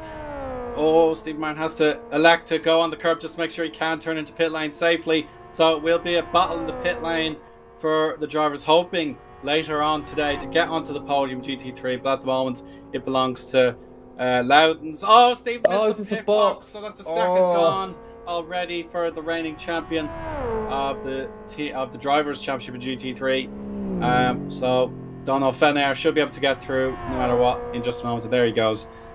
And that will be P3 back in control of Gum Garage.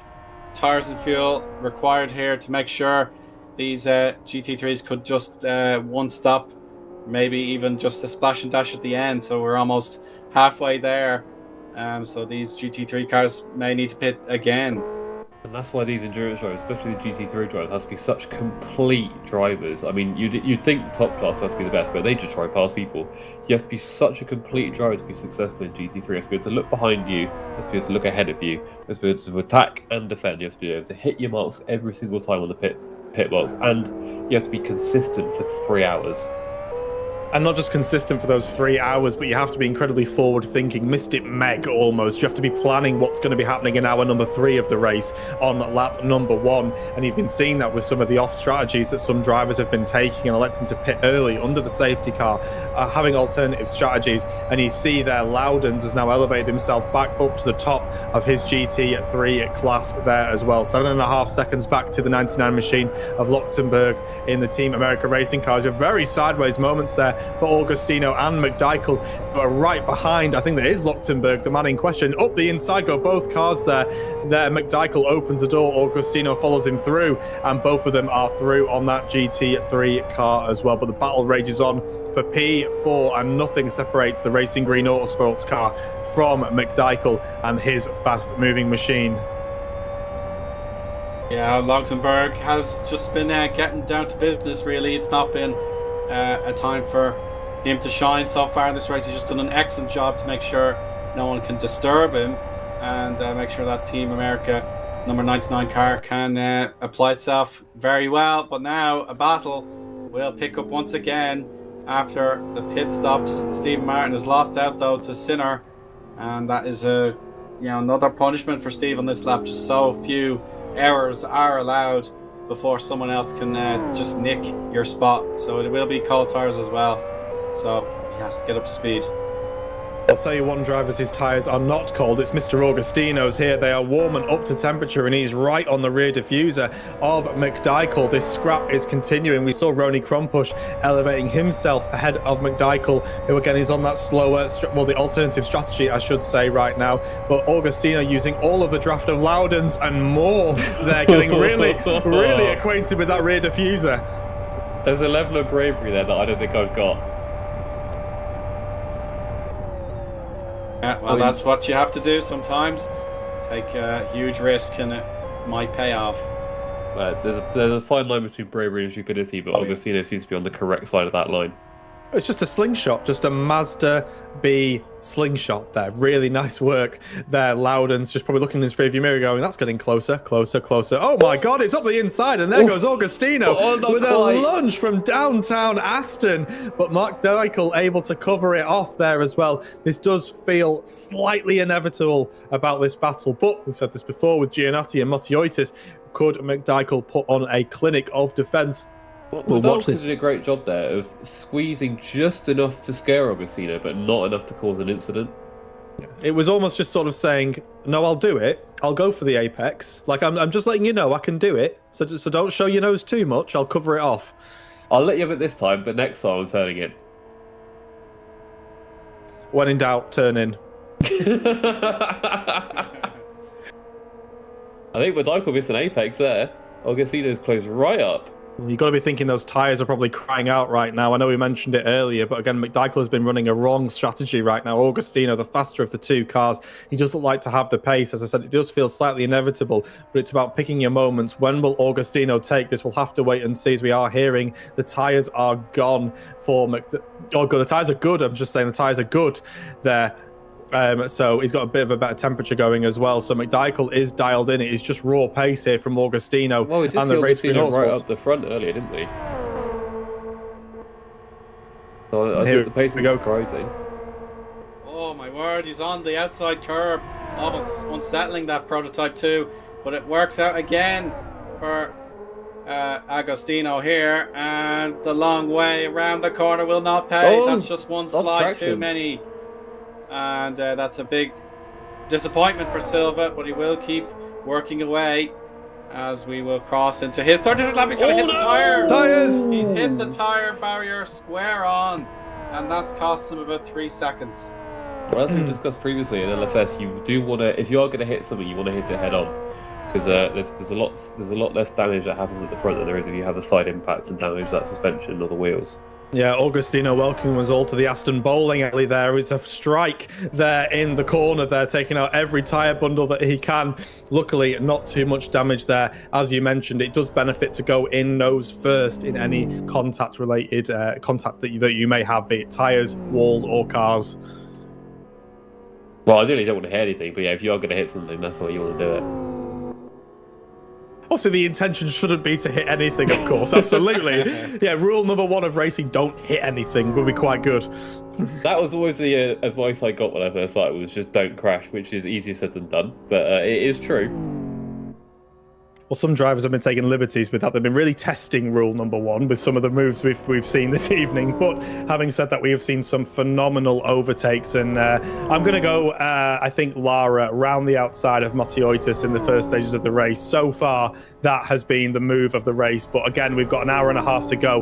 We would expect another one to maybe come as we have Sinner catching to the back of Bisset. This is a scrap coming here for P13 and 14 respectively. Cyril Bisset in the Fantastique Motorsport machine currently leads the way in the number 42 car, but we do have Sinner glaring down on him in the Audi. Yeah, this stint has gone very well for Hiwatt. Sinner, pardon me, Adam. He's really flying now that he has definitely settled into this next stint. So Cyril Bisset and Stephen Martin, they were inseparable not too long ago, but now Sinner wants to put Team Sonoris on the map here and make this overtake against one of the other hopefuls for honours in the GT3 class. So, yeah, let's see how they get on. Well, let's not forget Sonoris. As I say, let's not forget Sonoris have their own GT3 racing series, so it's quite important for them to have a good showing in any category they can that involves GT3 machinery. And Sinner is closing right up to the back of Bisset, who is doing a great job of holding the line right now. They find himself 5th overall in category, trying to hunt down Capal, who is quite some distance ahead of them. These two could look to work together, but I have the sense that these two will be fighting away And look at the little timing clock there on the dash. 2 hours and 27 minutes there, ticking down on the dash there. We have an hour and 31 minutes to go. We need to get that recalibrated, I think, just to make sure that's right. It's a little bit out at the moment, that one. It does count the formation lap in game. So yeah, it does add a few extra minutes. Well, the big thing I was going to say earlier was that while a battle is brewing and not quite happening, I was going to say that, Kieran, earlier you mentioned when you're building a GT3 team, you want Loudons in it. I was thinking maybe for the final round we could all use our collective knowledge to build up our ideal LMP2 and GT3 teams. Oh, like a draft? Yeah.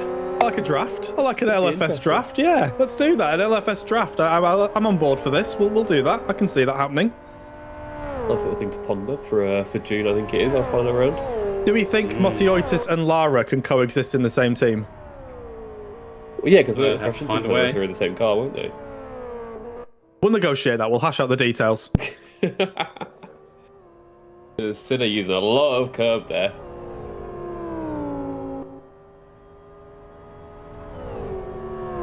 I'm quite enjoying the use of lights to these drivers as well. I think there's a little bit of mind games.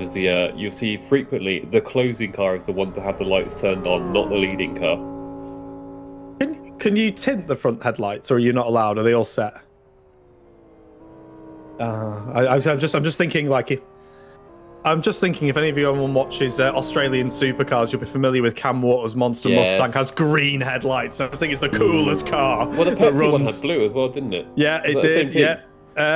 No, because they run a Castrol livery, which I think also has a green one as well for the color scheme. But no, it's more the Monster Mustang, like a jet black GT3 style Mustang with green headlights. It's vicious. And I was gonna make mention that someone needs to get a man filter Mercedes on the go here as well, with the snake eyes and the snake skin livery from obviously all the various endurance series around the world. That's also quite a nice one. Your knowledge is better than mine here. I need to get up to speed on that one. I'll send it later. It's one of the best liveries going. I'm a really big fan of it. Again, he's quite prolific in sort of DTM, but we do have some good liveries on the grid here as well. I know, obviously, graphics-wise, we do the best that we can to get everything set up and ready to go, but some drivers do like to throw curveballs at us last minute and have a slight change of livery there. Basay, for example, there should be in a bright pink car, but electing to go for something a little bit more neutral, a little bit more safe. But there for the Fantastique car, looking fantastique as it is the name. It says there as well. I will take that applaudits. Thank you very much. But Sinner is very much getting on fighting terms here with Basay. We have a battle brewing between Sonoris and Fantastique. We should also mention a shout out for sticking the Sim Broadcast logo on the side of that car. Probably why Pete's stuck with this battle so long. Oh no! Pete's cursed him. Oh, Pete went for the zoom in and he's gone off the track. I'm blaming Pete for that one. That's what a commentator's curse. I've just heard Adam Sears' Monzo's just pinged there. £20 from Mr. Sinner has landed in his account there for saying skirting off the track there, courtesy of a classic Sim Broadcast curse. Yeah, it was just a moment in time there, but of course. Cyril has the car still running. The tires should be nice and clean again after that. But, you know, that's the moments you do like to know has happened on stream, just to make sure. Oh, he's really struggling now. He's hit the tires. So he's definitely lost his ideal rhythm. So Cyril Basay just having a bad lap there, but it happens to the best of us. And you'll just hope he can now regroup and try again, because Steve Martin is another 3.3 seconds behind. So yeah, it's not the end of the world for Cyril. I think I've also just realised the power that we've got, because our microphones are unmuted and Pete's mic is, so we can say whatever we want and he can't say anything back. Well, speaking of saying so that Matiotis is into the pits, comes our leader, 14.5 seconds the advantage over Giannatti. Will Giannatti follow him in? We will wait and see. I think this is about the right time for Matiotis to hand over to Wazinskas. We are halfway in the distance of this race with an hour and 27 minutes to go. Will we have a driver swap? Let's wait and see. Giannatti goes through, elects not to pit this time, looking for the overcut is the Saturn Esports car. As I said, Kieran, this is interesting because obviously I think last time we had Matiotis stay out longer than everyone else, and now he's come in first. Yeah, and then Roni's now following him in as well. So Roni is looking to obviously follow the leader with that as well. Tires and fuel for Motioitis, who elects to stay in the car. No driver change. Vazinskas happy to sit this one out so far on the sidelines. Keep left of the blend line there. But there, Augustino in with the Racing Green Autosports car does go ahead of Motioitis. But Motioitis will have the other speed. No, Agostino pulled over as if he was blue flagged. He just didn't want any of that battle. Is he having trouble with his engine? Oh yeah, he's revving it very hard and it's down to 4,000 RPM. So yeah, he's definitely got problems with something. Yeah, he's losing hardware, so he's clutching. Yeah, his engine's now off. Is he trying to fuel save? Is that what's going on? Yeah. When did Oz come in?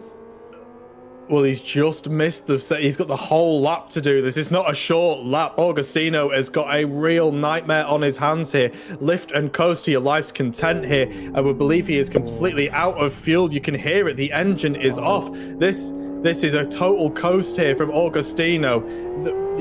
Turning the engine off there to save fuel is Augustino doing the best he can to get this car around the lap, but he should have been in. There we go. You can hear the engine goes off. Posting. Is this F1, guys? Well, we had to get it in eventually. There we go. 7 there hours, we are. I think, till race start time or less, something like that. Had to be done. Sorry, 6 hours. 6 hours to race start in F1. As the GT3 car hounding up behind him, got to be careful here. Yeah, Augustino. Capel's come in. See, potentially anticipating a safety car and getting that in early. Yeah, Capel doing the right thing. To go into the pits right now. It could be the right opportunity to do that. But Augustino doing his best Formula E impression, forgetting what series he's in here. And now he's holding up the GT3 cars as they come through now as well. But complete lift and coast for Augustino. He doesn't know. He doesn't know what's going on. There's Ronnie Crumpers catching up as well. His teammate who has pitted. Just gone past there. It's really sad watching this race unfold for Augustino here. He had such a good start to this race, led briefly for a moment as well as Gionatti is in the pits as well. As we're hearing, he's also got a drive-through penalty as well. This is huge for the race for speeding on the entry. That's pretty much a slam dunk penalty, gents. That's going to be a massive issue. Yeah, we always check them though. Yeah, 72 there. Assuming that penalty stays, that puts Motioitis and Vazinskas in the 72 in the prize position for this race. So Slevy McDykel is the race leader for now, at least, because he's going longer on the stint, and Carolus will eventually get that back. So the battle for the podium looks like it's going to be for second and third, really, if there's no more interruptions to the race in terms of a crash or other unsafe incidents. So definitely, yes, Motorsports will be trying to plot the remaining 83 minutes or so of this race to make sure they got the job done. But Race Green, they've lost one car officially to so much time loss. He will get his fuel load sorted at last, but Roni Krompusch has to be the dutiful leader for Race Green unless something were to change. I'm actually really impressed they got that back, to be honest. Yeah, it's great work from Augustino there, but I just want to take a moment for our leader right now, McDykel, 3.5 seconds ahead of Motioitis. He nearly came up 21 here in the casino with his strategy there, but again, no safety car or VSC for the slow-moving Augustino, which means McDykel is still offset from the rest of the field. So while he may be at the front of the field right now, he has another pit stop owed, so he will fall back into line, but will be elevated, no doubt, by the penalty that has befallen Augustino in the form of running out of fuel. But McDykel, barring any other incident, and another safety car is offset right now, and he really needs this race to fall into his lap. But he could be a surprise winner if everything falls his way. We'll wait and see what happens in the remaining hour and 22 minutes of the round 4 here of the LFS ES series. Are we ballparking fuels about 50 minutes? Does that add up? Is that maths? 50 minutes of fuel for a stint? I have no idea. I think that's about right. I'm gonna have to refer to your maths on that one, Adam. There, unfortunately, I've been more. I think we're hearing it's just about right there in terms of your maths. Go on. Well, I'm just thinking that would be when I'll come back to you. I'm going to do some maths and I'll come back. There we go. It's 20 to 10 at night for us in the UK. So that's an ambitious thing to do here in terms of maths. Well, I think what I need to know is when McDykel last came in, because if you can go an extra half an hour, that puts him in the perfect position for that final pit stop. Eau Claire's a puncture. Sorry to interrupt, guys. The 22 Audi has a puncture at the front left. That was what Elmo in our ear was referring to, and it's gotten to the stage where the tyre has delaminated. But this is a drive-through, I think, for Gianotti. That's obviously he'll take his drive-through, yes. Which is a shame for them, but we'll have to see how that. I mean, Matsuotis could get one when they come in for that driver change, assuming they're going to have one at the end of the race. So it's not over yet. You're going to have to still keep pushing and see what happens. We've seen stranger things happen than an issue before the 72, but I think the 72 will be relatively happy as the race is sitting quite now. Well, the race is currently flirting with a safety car. You just get that feeling. We just seem to keep seeing these small incidents, tyre delaminations, hardware issues, drivers running out of fuel. It sounds like we're just sort of flirting with it, and McDykel is just going to be really praying and hoping, fingers crossed, for that safety car, as we have a car in the wall there as well. That was the puncture, the sodium with the puncture pushing too hard to come in, I think. Yeah. I think we've seen that before with pushing too hard under with an issue and going off the track. Oof. That was some good turning from McDykel there. That's Georges getting out of the way there. He will have to accept being lapped again, despite being a P2 driver. But the gap between McDykel and Matsuotis has halved since we've last really paid attention to the Michelin bridge here, the new and branded bridge. 3.3 to 1.2. Yeah, that's unbelievable. It really is.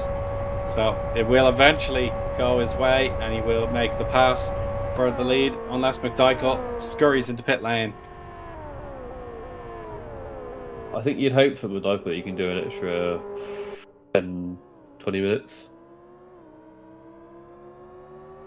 So we had a bit of a moment here for Sinner. I think he was in the wall at the end of the chicane there. He's now recovering there. Damage to the left-hand side of his Audi R8 there as well. Looks so unhappy, doesn't it? It doesn't look the best, I won't lie there, Adam. So we'll have to wait and see what damage it is carrying there, particularly on the left rear. But we're hearing actually not too bad.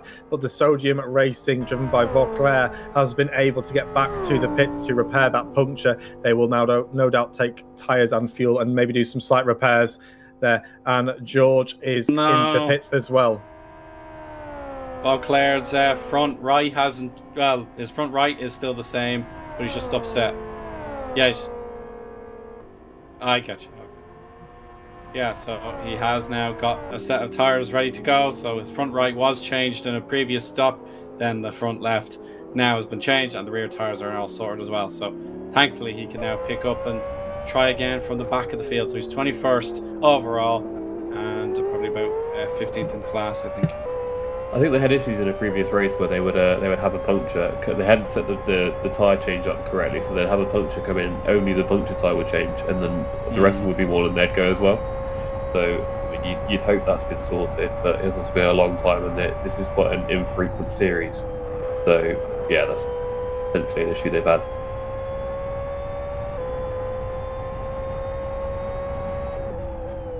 Well, we've got GT3 traffic ahead here of our two leaders, McDykel and Matsuotis. This is the battle for the lead on your screens, ladies and gentlemen.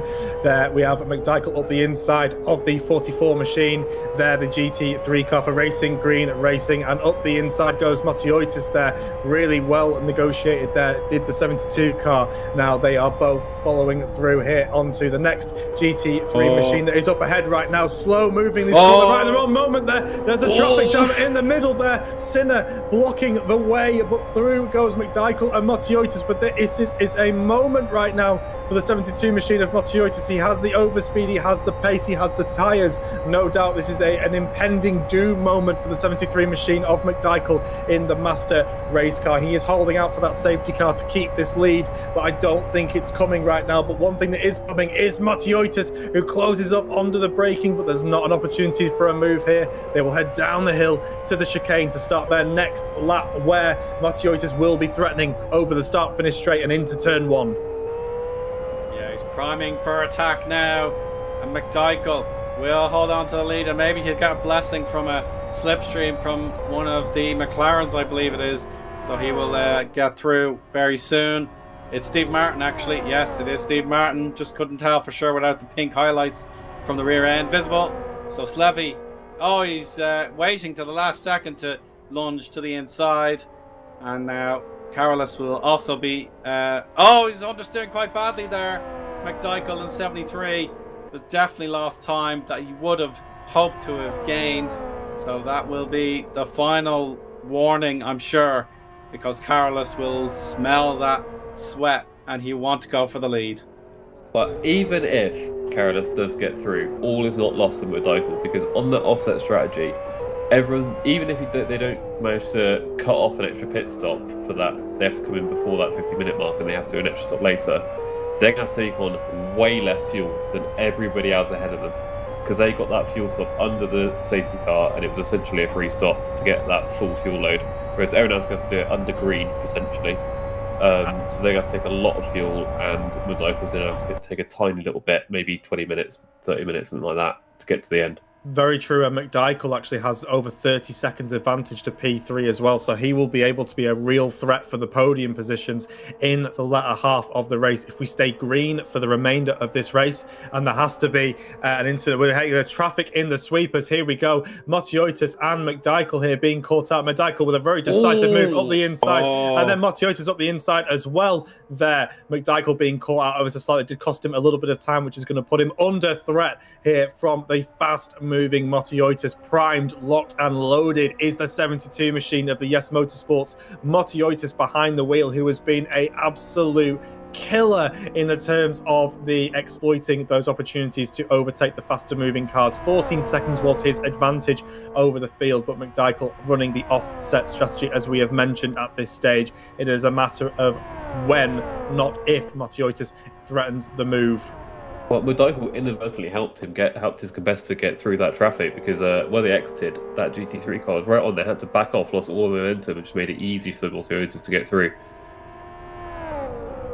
Yeah, exactly. It was good behaviour to make sure the rule... McDykel pits. McDykel has had enough, so he will pit and get his strategy settled again, just to make sure he can compete for third place with Ronnie Crumpush. And see if Giannotti, after the penalty, has lost a lot of time. We'll figure that out in a moment. So Giannotti through turn 21 right now, so he should have time advantage. So it's a third stop. Yeah, but that final stop will only be about 25 minutes of fuel and presumably no tyres, because it won't be that much fuel. So that is going to really shorten that stop.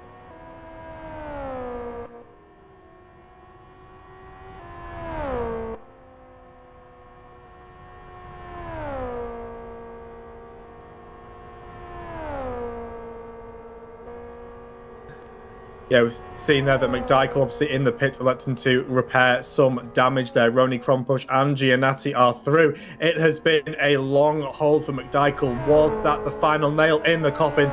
39 seconds. That's a huge amount of time lost, and that could be the death of his podium for the Master Race Car team. But we have an hour and 13 minutes to go. McDykel could be on a flyer right now, particularly in the remaining latter stages of this race. Watch him to be incredibly fast in the closing stages. I think that damage would have had to be severe for him to risk taking that, because that's I think that we were saying earlier, that's probably a podium that he's thrown away here. I think with that gap he's lost. Yeah, but I suppose having to drive solo as well, that's always a strain on you. I know Ronnie is also going solo. And yes, Motorsports have... McDykel understeers wide with those cold tyres, and some of those repairs are already diminished. But I'm supposed to go back to my point. Yeah, he wouldn't have wanted to do that, and it's cost him even more time. But yeah, I suppose Carolus has elected to keep driving despite his teammate being ready to go if needed. So it is quite the situation. Whereas, of course, the 5 car and the Saturn eSport have had a driver change. So these P2 drivers are made of stern stuff, whether they have the ability to change if they don't want to change, or if they are solo. We do still have a pit stop left to go, so there is still a chance of a driver swap at the end. Yes, of course.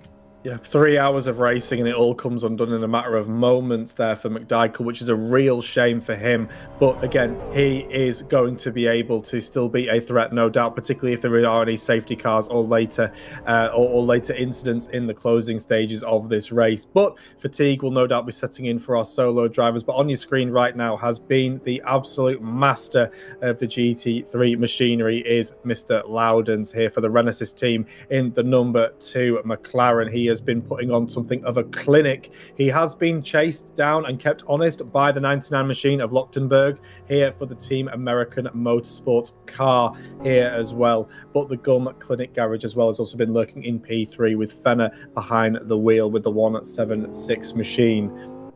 Now, I will say Loudons does have 2 drivers entered on that car. I personally wouldn't anticipate a driver swap. Loudons was actually, before the 4 hours that we had last round, Loudons was anticipating doing that solo, but at the last minute got a teammate to help him. Yeah, so a little bit of damage on Sirbase's car, but it's mostly cosmetic. He should be absolutely fine if he's able to keep that car under control. But here's Giannotti lapping the driver right behind Basset. It is Stephen Martin. So there we go. No problems at all there. The routine hairpin to overtake a car beneath your class. But, I do question the amount of wheel spin that Giannotti seems to be getting on the exit there. I'm not sure if that was just low or if that was putting the power down too much, but the car seemed quite squirrely. Well, this race has certainly fallen away from the number 5 car there of the Saturn Esports team for Giannotti. He just seems to have not been able to match the pace of Motiotis. When Motiotis overtook him, he just wasn't able to counter back like he did in the earlier stages of the race. It's just progressively slowed down, and no doubt that drive-through penalty has not helped either.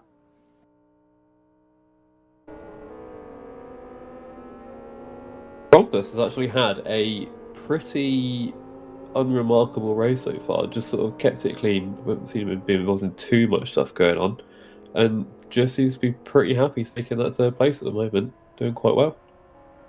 He had a very, very chaotic and very exciting opening 2 laps, and he's just been plodding along from there, looking like he's going to be on for a P3 here, barring any shenanigans in the latter half of this race. But a very respectable result there, as we're hearing that Agostino is off. There he is. He's in the wall. Quite far off. That's in the final chicane. Yeah, it's the final chicane there onto the start. That's turn 4. Yeah, he's gone off there again. That's just like McDykel. So a really unusual situation. Seems to go off quite far as well. That was like, I guess, middle of that whole complex, right? Seems to be way off in the grass.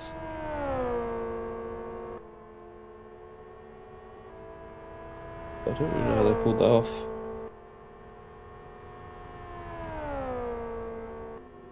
We'll double check the replay to see exactly how that came to pass, but it is a little bit of a comfort to McDykel, as he knows the car behind him would have been licking its lips to see if there was a way back into 4th place, but that mistake will surely be too costly to overcome without any safety cars or VSCs that could help him gain back that lost time after pitting for repairs.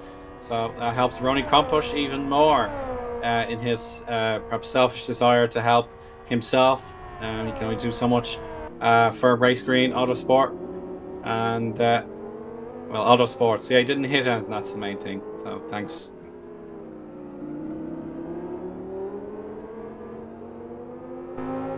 So it was a case of he outbraked himself, he spun on the grass, and then had to slowly turn the car in the correct direction before the opening was available to him. So yeah, definitely that does clear up what we saw. Energy is starting to dip for some of these drivers. They've been working so hard for nearly 2 hours with just the one safety car period to give them some sort of stoppage. Well, there's a driver that won't be tired. Fenner, I think, has jumped in that car halfway through the race, so he'll be raring to go. Yeah, we mentioned it at the top of the show, the challenge of this track. You know, it doesn't allow you to build a rhythm. It's so unique and different. Every sector is slightly different, and that's just meant that the drivers have been really tested this evening. As we head into the final hour of this race, they have been tested beyond their means, no doubt. It's going to be interesting to see if Matiotis elects to hand the keys over to Vazinskas in his next pit stop, but I don't think it's going to happen. It feels quite late on for a driver swap. Well, I had a question on that. I think it was Vazinskas that qualified that car, so I would assume, I haven't checked the rules, I'm not 100% sure, but I would assume that Vazinskas will have to drive as the driver that qualified. I'm hearing I'm wrong on that one, so ignore me. I don't think you have to start the race, but I suppose it's handier if you know you are the quicker qualifying lap driver, that you can perhaps start the race as a means of, you know, making sure you can negotiate other cars and have a bit of pace about you. So traditionally, in my experience, I always made sure Steve started because he was faster in nearly every sector than me, so it was better to let him start first. Well, obviously, Matiotis was fast. Like, his current doesn't have it at the moment, but he did have the fast lap for a while, and is leading this race by a chunk. So why would you pull him out unless he needs pulling out?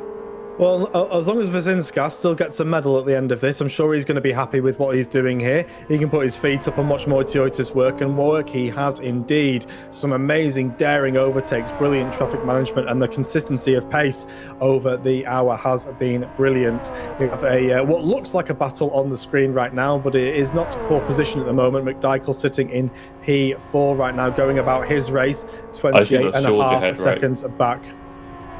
Yeah, that's Georgia ahead with the number 9 car, so it's just a lapping bit of driving here. And there we go. Loudons and Carolus have met ever so briefly.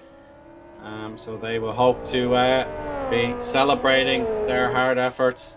Their reward coming in 1 hour, 5 minutes, if things stay as they are. But you just never know for sure. But, bit of light flashing from Loudons there. Yeah, he wants to lap Deja Vu there, so that was accepted. But if anything, there'll be another McLaren to negotiate for this lead. McLaren, I think it might be Paulos of Vauclair in the pink Sodium racing car, just launched over those final chicane curbs. Very, very dangerous at the best of times to do that, but he's all right. And now the race green has to pit again. He might be out of the race. He has points in the bag if he feels like carrying on, but alas, he's in the garage and he will, without the need for permission. He doesn't have to ask for permission if he's in a garage to retire from the proceeding. So that will promote Georges Baptiste Hueze and Ma up some places later on. But Ma has come in for a pit stop himself. So my goodness me, that's a huge moment in this race. That is, yeah, that's such a shame. I mean, they have been in the wars the whole race, but yeah, it's a shame not to be able to bring it across the line. But I mean, I say that, then we're not even 2/3 distance yet.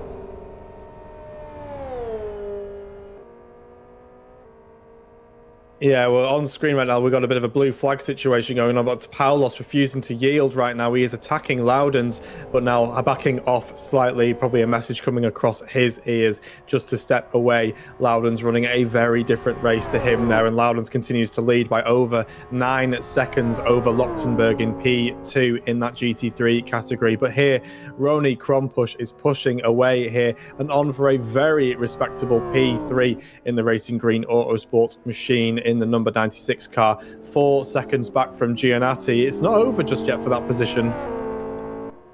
Well, I do feel bad for Loudons because he's very infrequently on the stream, because he's very infrequently involved in any dramas. Just goes about his business, sensible head.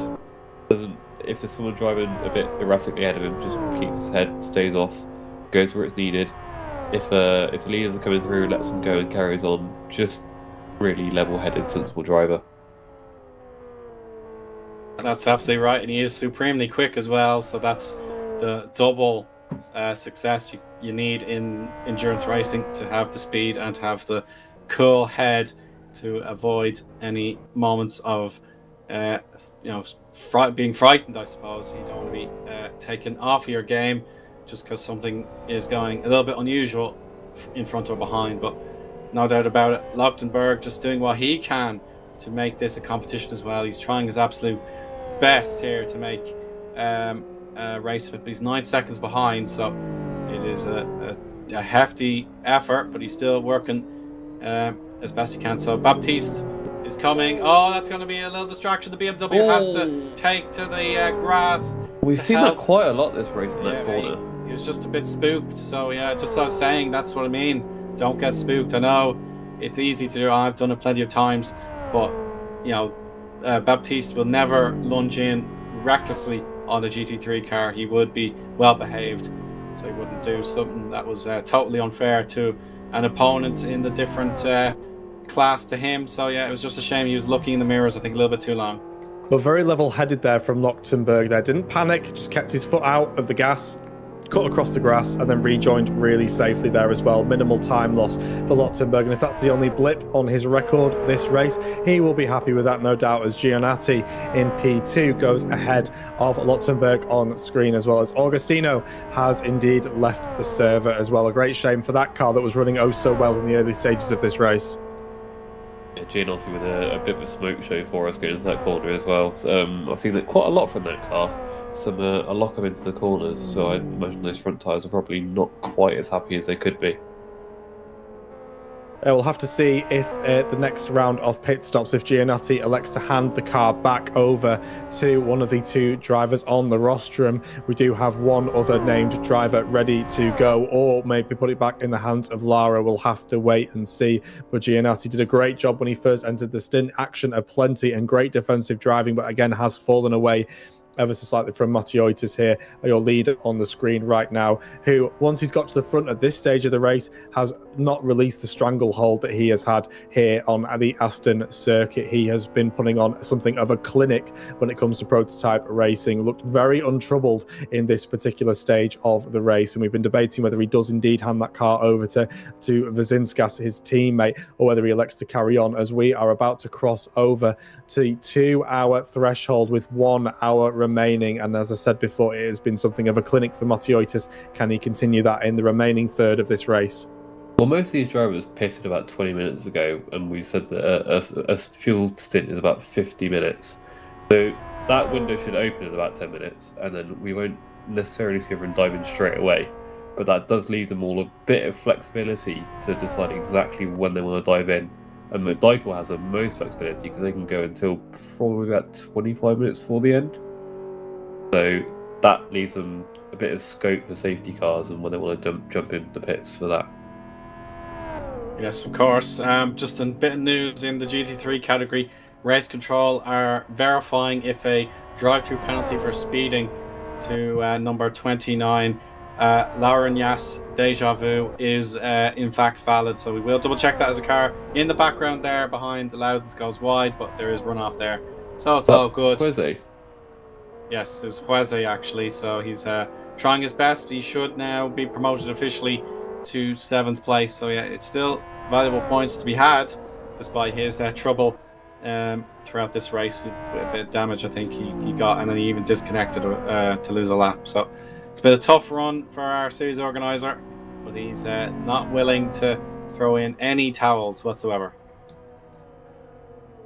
Oh, bit of a moment there in the braking zone between Matiotis there and just trying to work out who is behind the wheel of that one there. Mr. Capel there, a little bit of nearly a clumsy moment there, but the two being very respectful, giving each other plenty of room. Matiotis continuing on his way, and a flash of the lights from Mr. Capel on the screen there, as well as he continues his run in the Mercedes. Good run for Mr. Capel there, number 64 machine, running sort of mid-pack in the GT3 car, in clearly a bit of machinery that probably isn't up to the standard of the faster moving mid-engine cars like the Audi R8 and the McLaren, which certainly seem like the two cars you want to be in at this stage.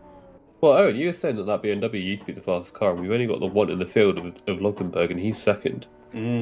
I've never said it was it just lost its popularity, I think. Lochtenberg is happy to use it, but yeah, definitely the other cars have kind of outshone it a bit recently. But yeah, I don't know. It was a lot of hard work to make sure we did give it the title last season, but certainly Rob is doing a splendid job to make sure it's still not long in the tooth. But yeah, definitely all these GT3s have their characteristics, both positive and negative, but yeah, it is nice that one BMW still exists despite perhaps its loss of prestige. Well, the other thing that's quite interesting is that in the other GT3 series that we cover, the Sinoris multiple GT category races, we see a lot of the Audi and the Mustang. There's a lot of Audis, but there's also quite a lot of McLarens and not the Mustang really in this race today. Yeah, a bit of an absence there of the Mustang. No Porsches either, I believe, as well. You're right. You're absolutely right. I think we did have a Mustang earlier, but I think it's retired. Yeah, I'll look up the list. I'm sure I saw one on track, but yeah, a sea of Audis there as we start talking about it. Yeah, and we've got one McLaren there at the front just trying to fend them off here. A bit of a scrap going on here. The Vortex Racing team here of Gouda in the number 90 car here. Steve Martin leading the way. The car formerly occupied by our one and only Eoin Harmon here in the booth. What do you make of Mr. Martin's performance so far? Happy with what you're seeing on the screen? He said himself, he knows podium is out of reach, barring a miracle. He let me know of that, but I'm sure he's on target. If he can beat Sinner and Bisset, I think that'll be considered a success. So at least at the moment he's ahead of Sinner. So if he can, only 3 seconds off Bisset though, isn't he? Yeah, I know. Yeah, I think they might be split up now after Bisset had a better pit stop. So yeah, he isn't too far away, but I wouldn't say it's out of reach. Yeah, the tire range is a bit different. They did pit on the same lap, but Cyril definitely gained more time. And I think Bisset's carrying a little bit of damage on that front left corner. I know it's not a lot of damage, but I think there's a little bit of damage there in terms of the camber and the suspension setup of that car as well. So he is nursing wounds in the final 55 minutes of the race. So if he elects to fix that, he will find himself behind Steve Martin there as well. But Steve's car is looking straight as an arrow in terms of the GT3 machinery there as well. So look for him to be threatening those podium positions in the number 67 car there as well. But yeah, I think big shout out needs to be there for Lochtenberg sitting in P2 right now, opting for obviously machinery that maybe isn't quite as optimal on this track and in this series as the other cars as well in the BMW here, but proving that talent working with those cars can still elevate them to the front of the field. But no one has troubled Loudons at any stage of this race. Nearly 12 seconds he is ahead of the GT3 cars, and as you said, Adam, we just haven't seen him. He's been boringly brilliant. He's just been keeping himself completely out of trouble, always nice and composed, making the moves when he needs to. And just look at this. He's silky smooth, Jensen Button-esque through these turns here. Got enough. And big damage has been sustained here for George. You can see that splitter. Yeah, he's gone past the cadet pit lane, so obviously he still needs to go a lot longer in the lap, another 2 minutes at least. Or yeah, about 2 minutes until a lap is completed. But if that splitter gets any worse, it's going to dig into the ground, and he'll definitely be spearing into another barrier, that's for sure. Just cross fingers and hope then for him, isn't it? Yeah. Yeah, I suppose he's had an issue as well. Yeah. Been in the walls, that 995 car. It's not had a clean race, that's for sure. No, and had that issue where they had a disconnection as well. True. Yeah, really not the best day for them, but still plodding on, which you can't knock at all.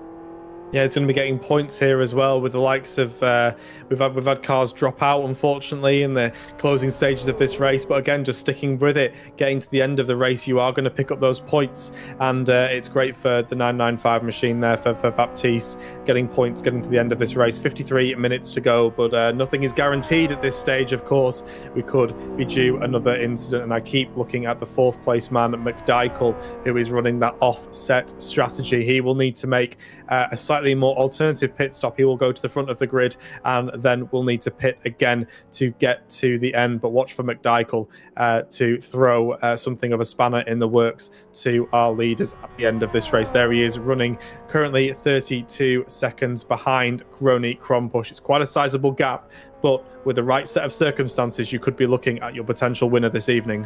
Well, Juese has just come in at 53 minutes remaining on the clock. We estimated that the fuel on these cars is about 50 minutes, so that might need some lift and coast before the end of this race.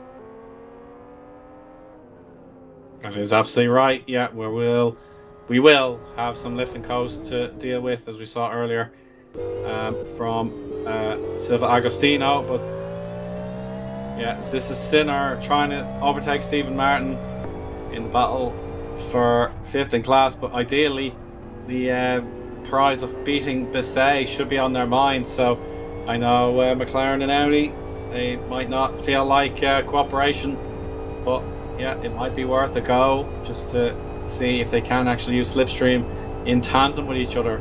So here's the first attempt of an overtake back from Highwatt Sinner, and he will be through for now, and Stephen Martin will not jump into a draft whatsoever. He doesn't need that Slipstream and waste time if he judges it wrong. So Sinner is now ahead.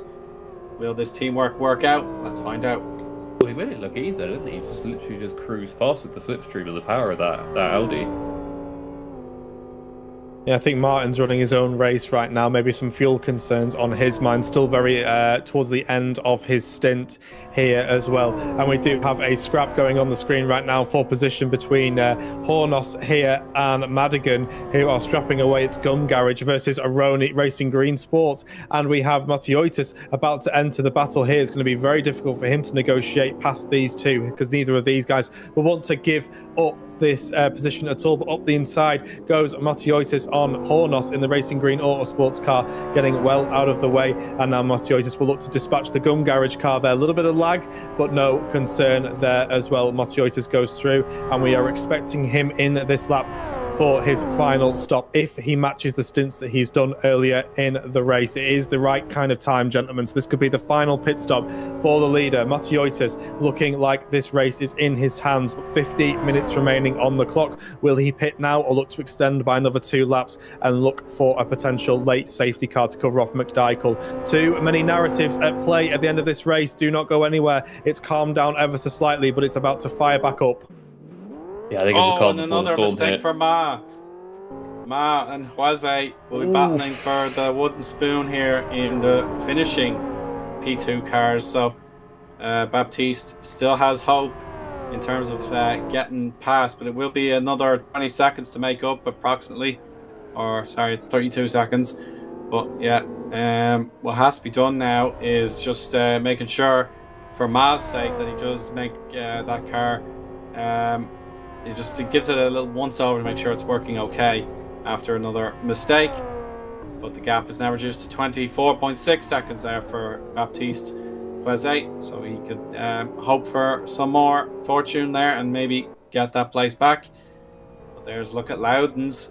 47 laps have been completed by him, so long stints by himself, but he's happy to keep going for the remaining 49 minutes. Oh, he's still going. So that's lap 51 there for Carlos. So yeah, he's looking very, very strong.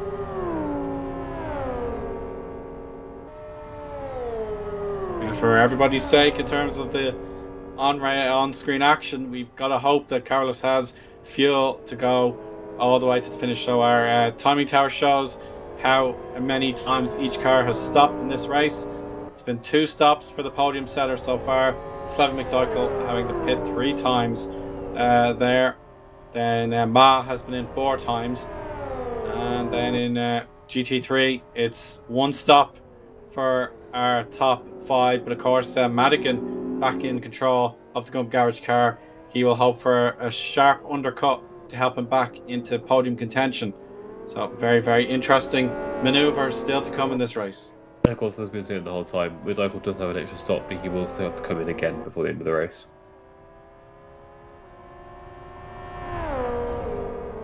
You'll have to see how the strategy plays out for McDykel. Indeed, he currently sits in P4, not looking like he's under too much threat from behind, but can he move forward?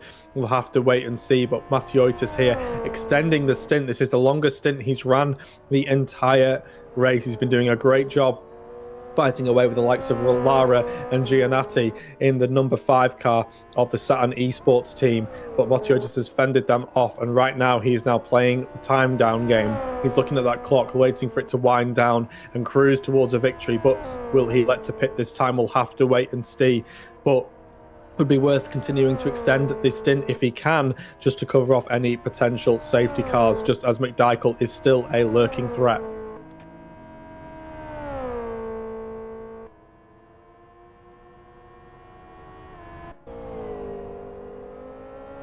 Sinner and Steve Martin split up now. Sinner made that pass a little while ago.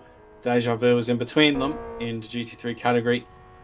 And yeah, it should be routine now for Sinner to pull away from the car rooted in the midfield of GT3. But here's Paulos. He's third from bottom in class.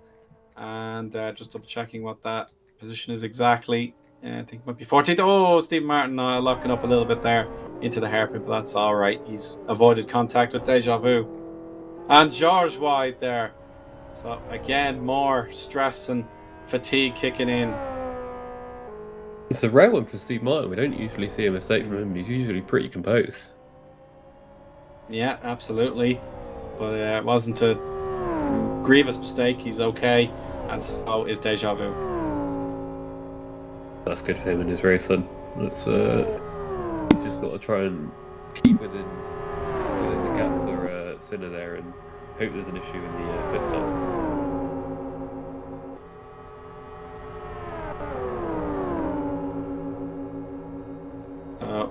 John Madigan again. He wants to catch up to Steve for position, but Gouda in another Audi. He's I think 10th in class, so shouldn't be an issue to wave the blue flags here. So he's a lap behind Madigan at the moment. Yeah, so he's 10th in class, and he will slow quite early there, but not willing to yield the inside line just yet. Oh, a lot of curb there from Gouda. And a last corner incident for it's Vauclair. Oh, that would have been very dangerous. Well, I think it was someone else who spun. I'm trying to find out who it is. Might have been Ma again. Yeah, it was Ma. So it looked like Vauclair in that Sodium racing car was trying to unlap themselves on Loudon's, which, I mean, as you can see, the pace isn't quite there, but it seems to have the slipstream, I'm guessing, and that's why it was around the back. Interesting one there. I'm not going to make any more comments. Yeah, I think we'll let this one lie. Vauclair coming into the pits here. Could it be his final stop of the race? We'll have to wait and see. Giannatti here going around the outside of Steve Martin.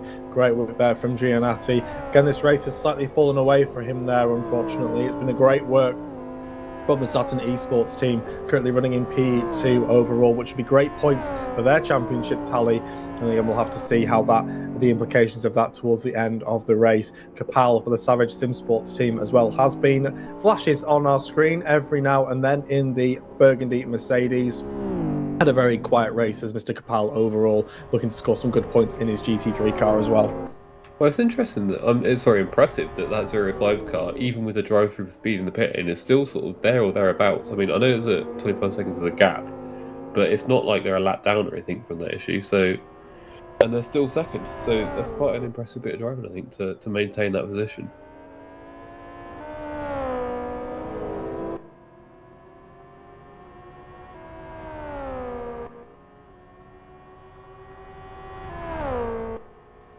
I think we're also, there's the Sodium racing car coming out of the pits from that stop earlier. Krompus in the pits. That's sort of, that should be totally fine for the end of the race. Instead about 50 minutes, so that's 43. Should be absolutely fine here. Yeah, big stint for Roni Krompush here in the 96 machine here as well. Great work from Roni. He's been very consistent from the start of this race to now. Stopped on his marks and away he goes, fueled up and ready for the final stint for the Racing Green Autosports prototype car as well. He looks set to lock in a podium this evening, which he will be chuffed to bits with, barring any incidents towards the end of this race. But at the front, Motiotis is extending and extending and extending. He is yet to come into the pits. He's doing a great job on fuel management as well, as we have here Loudon's looking to continue his push as well as he leads the GT3 machinery, flashing his headlights at slower moving GT3 cars. Doesn't want his race compromised by slow moving track and people looking to be heroes. We'll have to wait and see if Loudons elects to pit and get himself out of this situation. We'll hang fire with him for now as he looks to overtake past this Audi R8. Can't quite see who this is, but through goes Loudons, flashing the headlights there. Valero up ahead of him now onto the start finish straight. Loudons continues on for another lap, he will no doubt get the overspeed. But Valero is certainly not making this easy for Loudons here. He does have a right, if he feels like he is on pace, to unlap himself. What Loudons will be thinking about his championship. Yes, he certainly will there, Kieran. The championship is paramount to him. He's been very, very strong all season long. Dating back to our first stream of the season, it was round 2, I believe. We caught that stream live before the new year rang in. So nicely done there. Loudons is clear. And here he is at last. He's in the box for his final pit stop with 41 minutes 53 seconds to go. This will be fuel only stop, and he'll be optimistic that he can get to the end, no problem. Has he changed tyres this race at all? Oh, yeah, he would have done earlier. Yeah, but Darius is going to finish this race on behalf of Yes Motorsports, and Giannotti responds with his own pit stop. So Darius Verzinskas, there is a look at the fellow Lithuanian. He's going to direct the Yes Motorsports car to the checkered flag, and he doesn't have to worry about Ronnie Crumpush at all. He's only taken turn 21 right now, but Gabriel Lara is back to try and rescue this race however he can. And there's a look at Highwatt Sinner also pitting for his final time. Well, we've been seeing that driver change up all race, and it has finally happened. I think that's because there is that gap. I think you might potentially have seen a different situation if that gap was only a couple of seconds, but 25 seconds, you can take the risk of sticking a new driver in and letting them warm up to the car, because they're not going to be able to lose 25 seconds in a couple of laps while they get used to the car.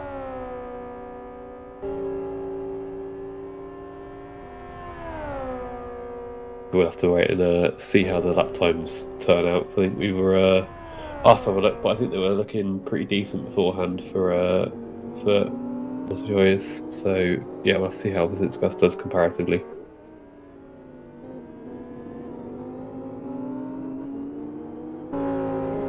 And Ronnie, I'm sorry to interrupt. I've just seen him almost run into the back of John Madigan. Not once, but twice. He's kind of in this awkward position. He just wants to get by as soon as he can. But Madigan is just running his own race because he knows Stephen Martin and Cyril Basset are the obstacles he must overcome to get the podium that Gum Garage will feel is their prime target for this evening's action. And Ronnie will eventually get past the green and blue car, and he'll move on with his race. But Gouda as well is going to have to realise what's about to happen, and he does so. And Ronnie, no doubt, just doing whatever he can to keep it realistic with Gabriel Lara, who will have to get his race fitness back up to full speed. So we'll take another lap to catch up to his best pace. And Lochtenberg is in the box for the BMW team, America there. So he could be caught by Basset if he doesn't need to pit this lap. So Basset, yeah, he's just entering turn 19 now. But tires and fuel, I think, for Rob to go to the end. Now, as we see these pit stops happen, I think we have to talk about. We always talk about the mental game in these endurance races, and this now gets to the point where there is a lot of pressure on these drivers that are in this final stint, because the whole race previously, you've always had a bit of a safety net that if something does happen, you have to come in early. It's okay because you'll make it up on the strategy somewhere else and you can recover from it. At this point now, there is no safety net for the drivers. They cannot make a mistake. They cannot get damage. They can't lose the time because they can't come in the pits without having a massive detriment to their race. Completely agree. All the chips are indeed in the middle here right now. And I think to the driver at the top of our timing sheet right now, Mr. Verzinskas, who's just taken over in that car there as well. The pressure that's been put on him here. You're jumping in for the final 45 minutes. Your colleague there, Matiotis, has ran the race of his life, has served this up to you on a platter. But that pressure, it's going to be so heavy for Verzinskas, but he is a man that can certainly deal with it in that Yes Motorsports car. And what a pairing there you have been here as well.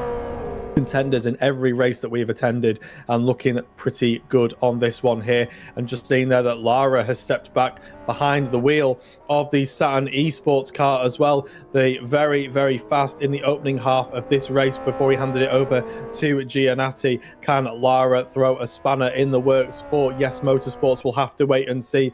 It's Vazinskas versus Lara, and Hornos is exiting the pits for the Racing Green Autosports GT3 machine. Tyres and fuel for him.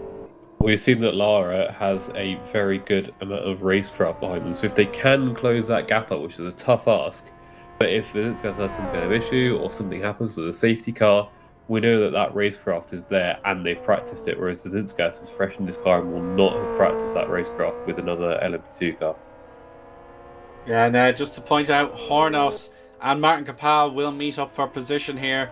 That's 7th in class on the line, I believe. So this is a chance for Capal to overtake Hornos while he has to get up to full racing speed again. And that was expertly done by Hornos. Roman Hornos with the fresh tyres. He has to get the temperature up. He can't dive bomb him just yet, but he has to stay within reach to avoid losing that position he's worked so hard to defend. But Martin Capal has tyre advantage so far. He very well not running into the back of them on the brakes, but obviously that has compromised the exit, and as you can see, Martin Capal has sort of galloped away a little bit for now, but we'll see how Hornos goes as those tyres get back into temperature and essentially get some lap times down.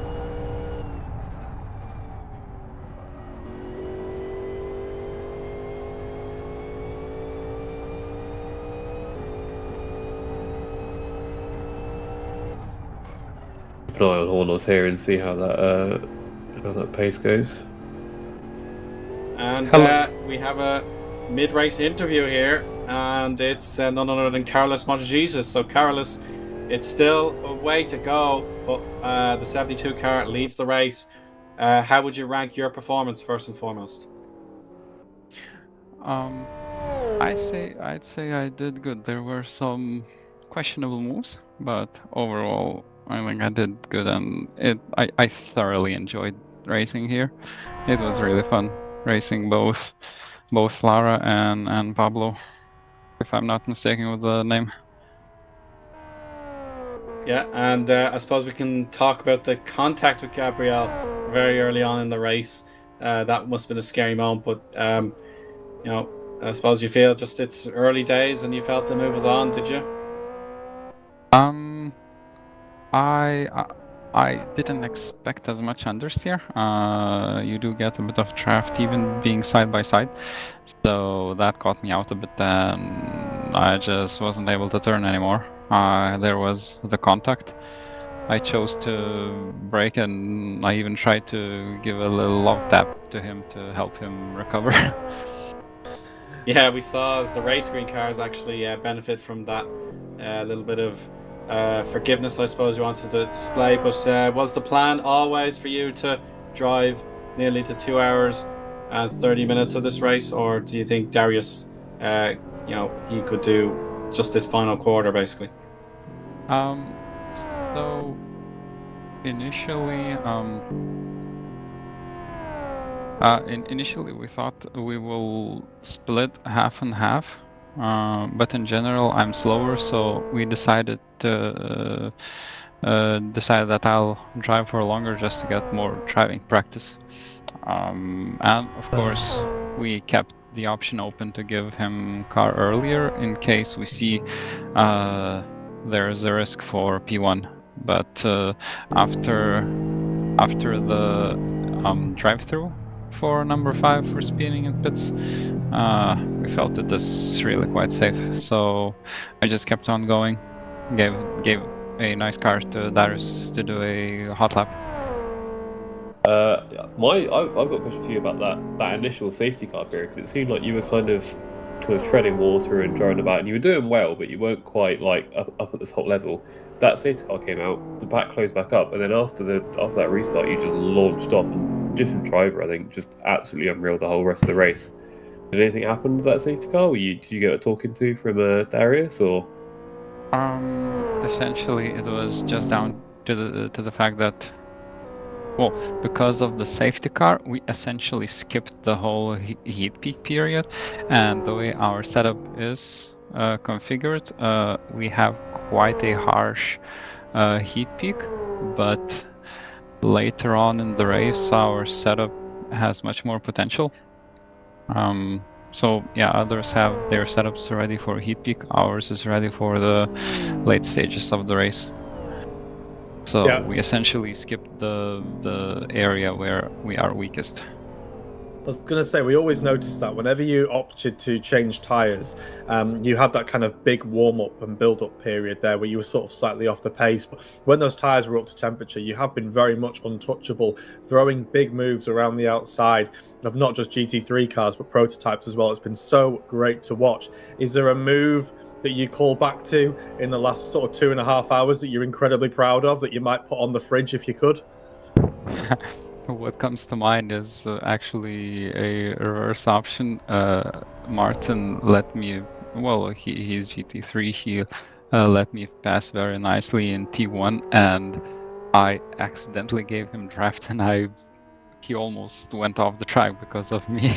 So that is went to his channel to apologize. There were some interesting moves, not necessarily that they pan out well for me, but I remember in the final split, that very fast long left-hander, there was GT3 and prototype ahead of me, and I thought I will jump into. Well, I was in the third position.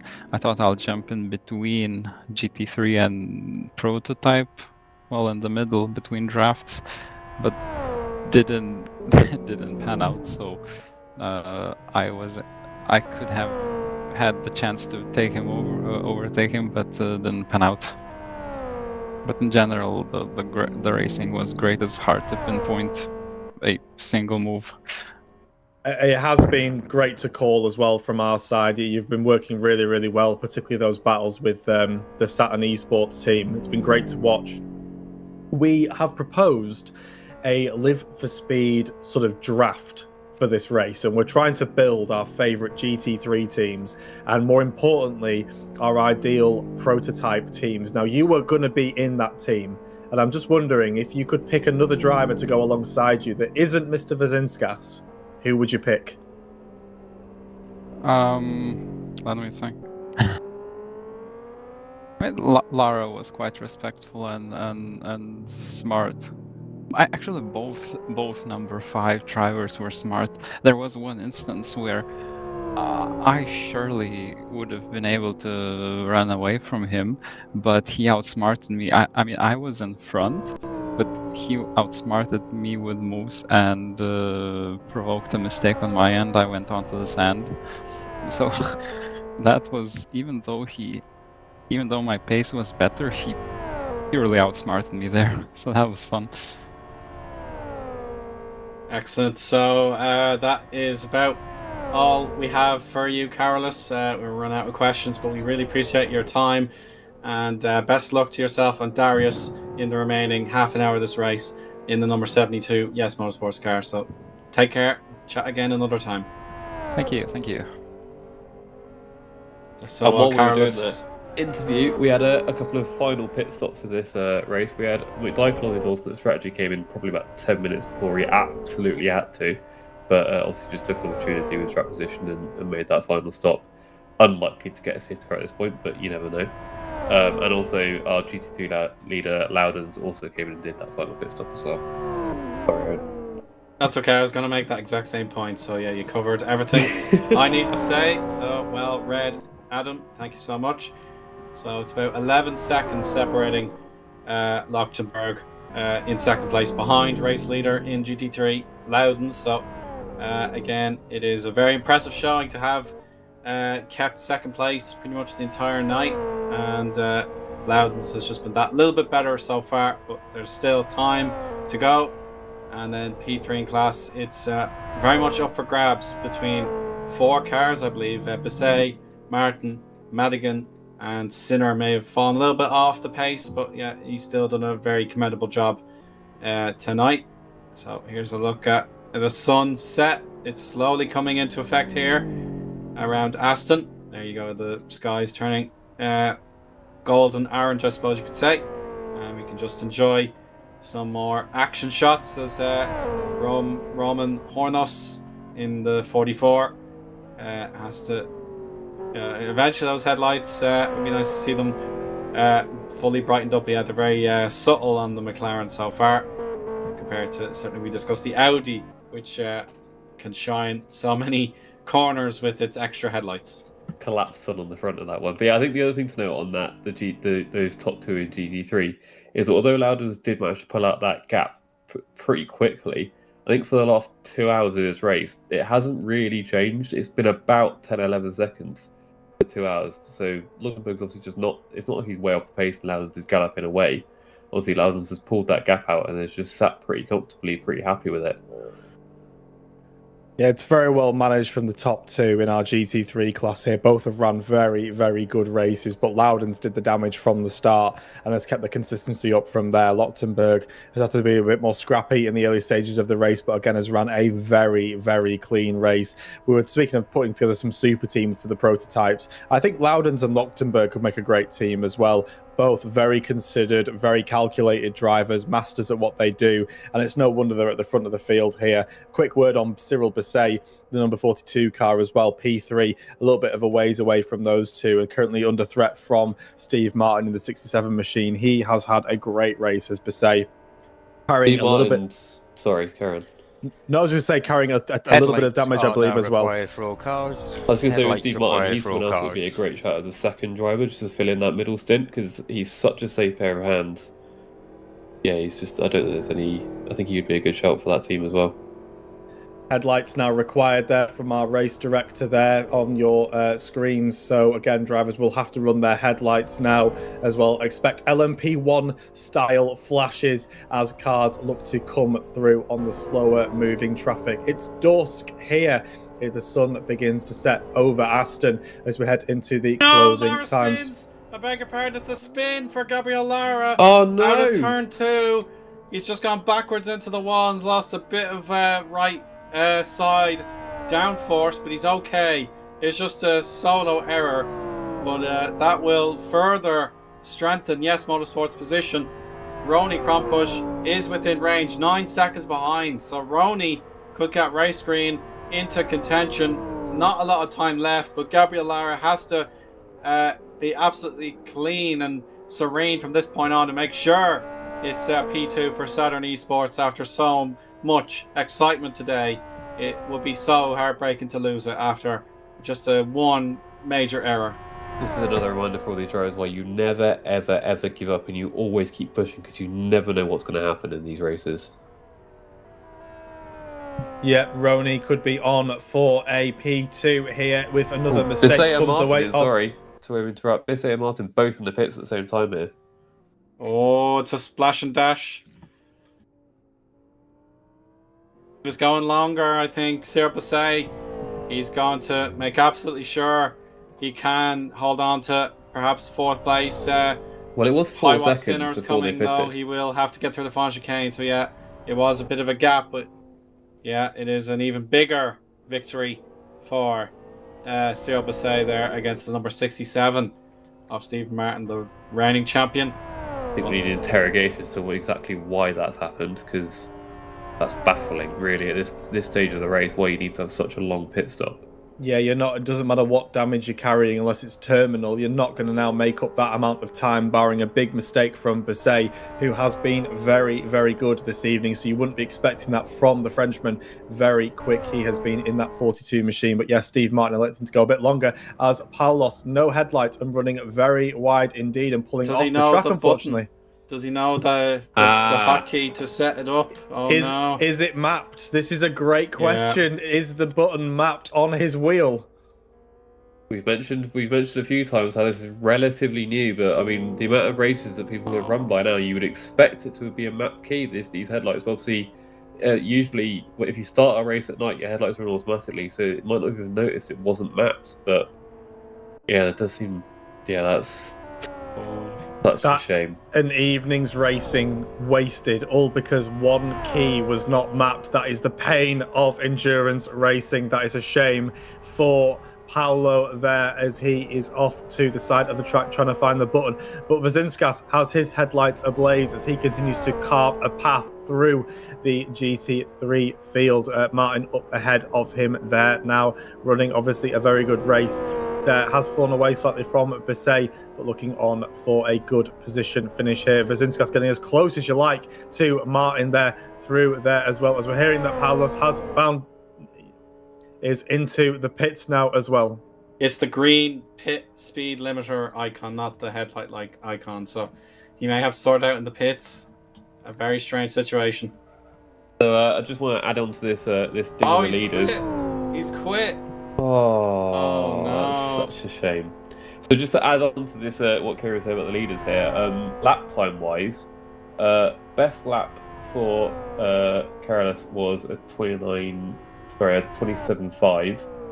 Wazinskas about half a second slower than that, but obviously with the gap they've got, he doesn't need to push. And the average lap was 29.8, and now for Darius it's 30.5. Georges is trying to unlap himself at this moment in time in the number 9 FSR team LMP2 car.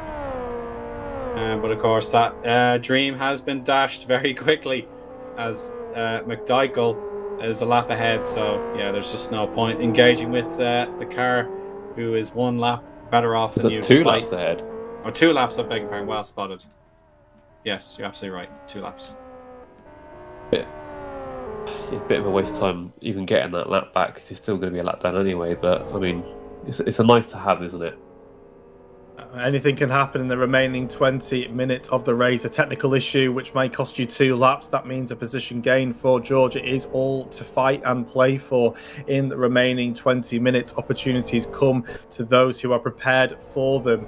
But Loudon's here does seem to have 2 hands on the trophy this evening with 20 minutes remaining on the clock. He has been unassailable all evening, an absolute clinic from the Belgian here, number 2 machine here. Mr. Loudons has just been in fine form from round number 1, and here he looks to add another victory to his collection at the wheel of this Renesis machine. Great work here from Loudons. 10 seconds the gap over Lochtenberg. It has closed slightly, but does feel a little too late. If I didn't know better, I think you were trying to commentate as cursing, Kieran. No money's hit my account yet. No one's willing to put money to it. So until such a time, no commentator's curse shall be issued. But no, on a very serious note, Loudons has been so impressive, and again, he has certainly been. He's a contender for driver of the day, I think, for sure. And again, he's done this solo as well. It's a solo stint from him, so fatigue setting in now as the sun begins to settle here as well. But Lochtenberg's kept him honest. Lochtenberg has kept him very honest throughout this race. Loudons has had to have been perfect because Lochtenberg has been present and ready to capitalise. I do feel bad. I feel like every race we talk about how good Loudons is, but I mean, you can't really not, can you? Yeah, so Roney has reduced the gap slightly to just over 8 seconds. So Gabriel Lara can't relax at all until the very end of the race in 19 minutes and 18 seconds time. So he is pushing extremely hard just to make sure that gap can stay stabilized and making sure Saturn Esport can rejoice in a runners-up place to match their qualifying effort throughout the weeks leading up to this race. Still good points for the Saturn Esports team, but you do feel maybe a result has gone begging here. But as I said, in the second half of this race, Wazinskas and Matiotis had just looked unassailable at the front, very much like Loudons in the GT3 machine. They have been very, very quick in that Yes Motorsports car and untouchable in the final half of the race. But I don't feel this battle is over just yet. We did see Lara make quite a big mistake, so he does have that in him. And if he makes another one, Ronnie Krumpush will be there to capitalise. But he's on for P3, which he'll be chuffed to bits with at the Racing Green Autosports machine here. Well, it does highlight just how good these drivers are. The difference between having a chance of winning and being 40 seconds back was speeding in the pit lane. That was it. to drive through because of that, and that's just scuppered the entire race. No other mistakes from these leaders. It's truly an impressive drive. Fine margins, it's fine margins indeed, and it comes down to a couple of miles per hour on the pit limiter or not crossing that blend line. We've seen several drivers fall foul of these smaller rules, and obviously more recently we've seen drivers fall foul of not even having their headlights mapped. It is the details that you have to pay attention to in the endurance racing category. But stories up and down the grid, but 7 runners still remaining here in the prototype category. It's Vazinskas leading from Lara, from Roni Kronpush in P3, McDykel in P4. We are expecting him to have to come in at least once more, but his P4 looks fairly secure as George sits in P5, Weze in P6, and Mar finishing up in P7 in your prototype category. Well, the other thing that I find interesting about not mapping your headlight button is that who doesn't want to drive around an LMP flashing everyone in front of you? This Yeah, is very true, yeah. Yeah, I was going to say bucket list stuff to drive a prototype car, flashing headlights during a night setting. It's one of those things that we all love and enjoy. I can always think of the onboards of Fernando Alonso when he was behind the wheel of the Toyota at Le Mans. Just such great scenes. Yeah, I suppose wherever the keyboard was for that driver in particular, Paulos, just was there any far-reaching distance to the keyboard from the car? Because obviously if you don't have it set up through InSim or something like that, whatever your preferred wheel is, then it's impossible to get those particular keys bound. You can't do it through the wheel. But that was Gouda late on the here brakes for having a Gouda. great fight, yeah. Is that Bisset? That's the opposite, yes. It is. It's not for position, but definitely for bragging rights here. So important for 4th place in class for Cyril Bisset, getting further ahead of Stephen Martin since the final pit stops. But Gouda is 15 seconds behind, rounding up to Deja Vu. Well, Bisset doesn't have to fight this. He can let that driver go here, Gouda. He can let him go. He's not going to compromise his race. But again, it is sort of that psychological element of running your race and running to your pace. But speaking of running your race and running to your pace, Vazinskas has been so good since he took over the wheel of this car. Yeah, I'm not sure what else we can add to that, really, Kieran. He's just been, just He's done what he needs to get done. Real, right? Yeah, he's just got behind the wheel. You know, Matiotis has done a great job. In the first sort of 3 quarters of this race, he's handed the keys over to Vazinskas and just gone. Just bring it home. Spin for Gouda. Sorry there, Kieran. He just spun it behind Bisset in the end at turn 3.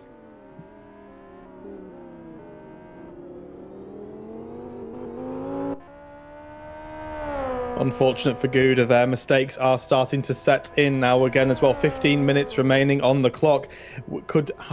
We see a late race safety car. Maybe not so likely. We did have one earlier in the race, which again was very unexpected. But again, keep an eye on the drivers, particularly those going solo and doing the Ironman style stints. That fatigue will certainly be setting in to those drivers as we start to turn more towards the darkness in the final 15 minutes of this race.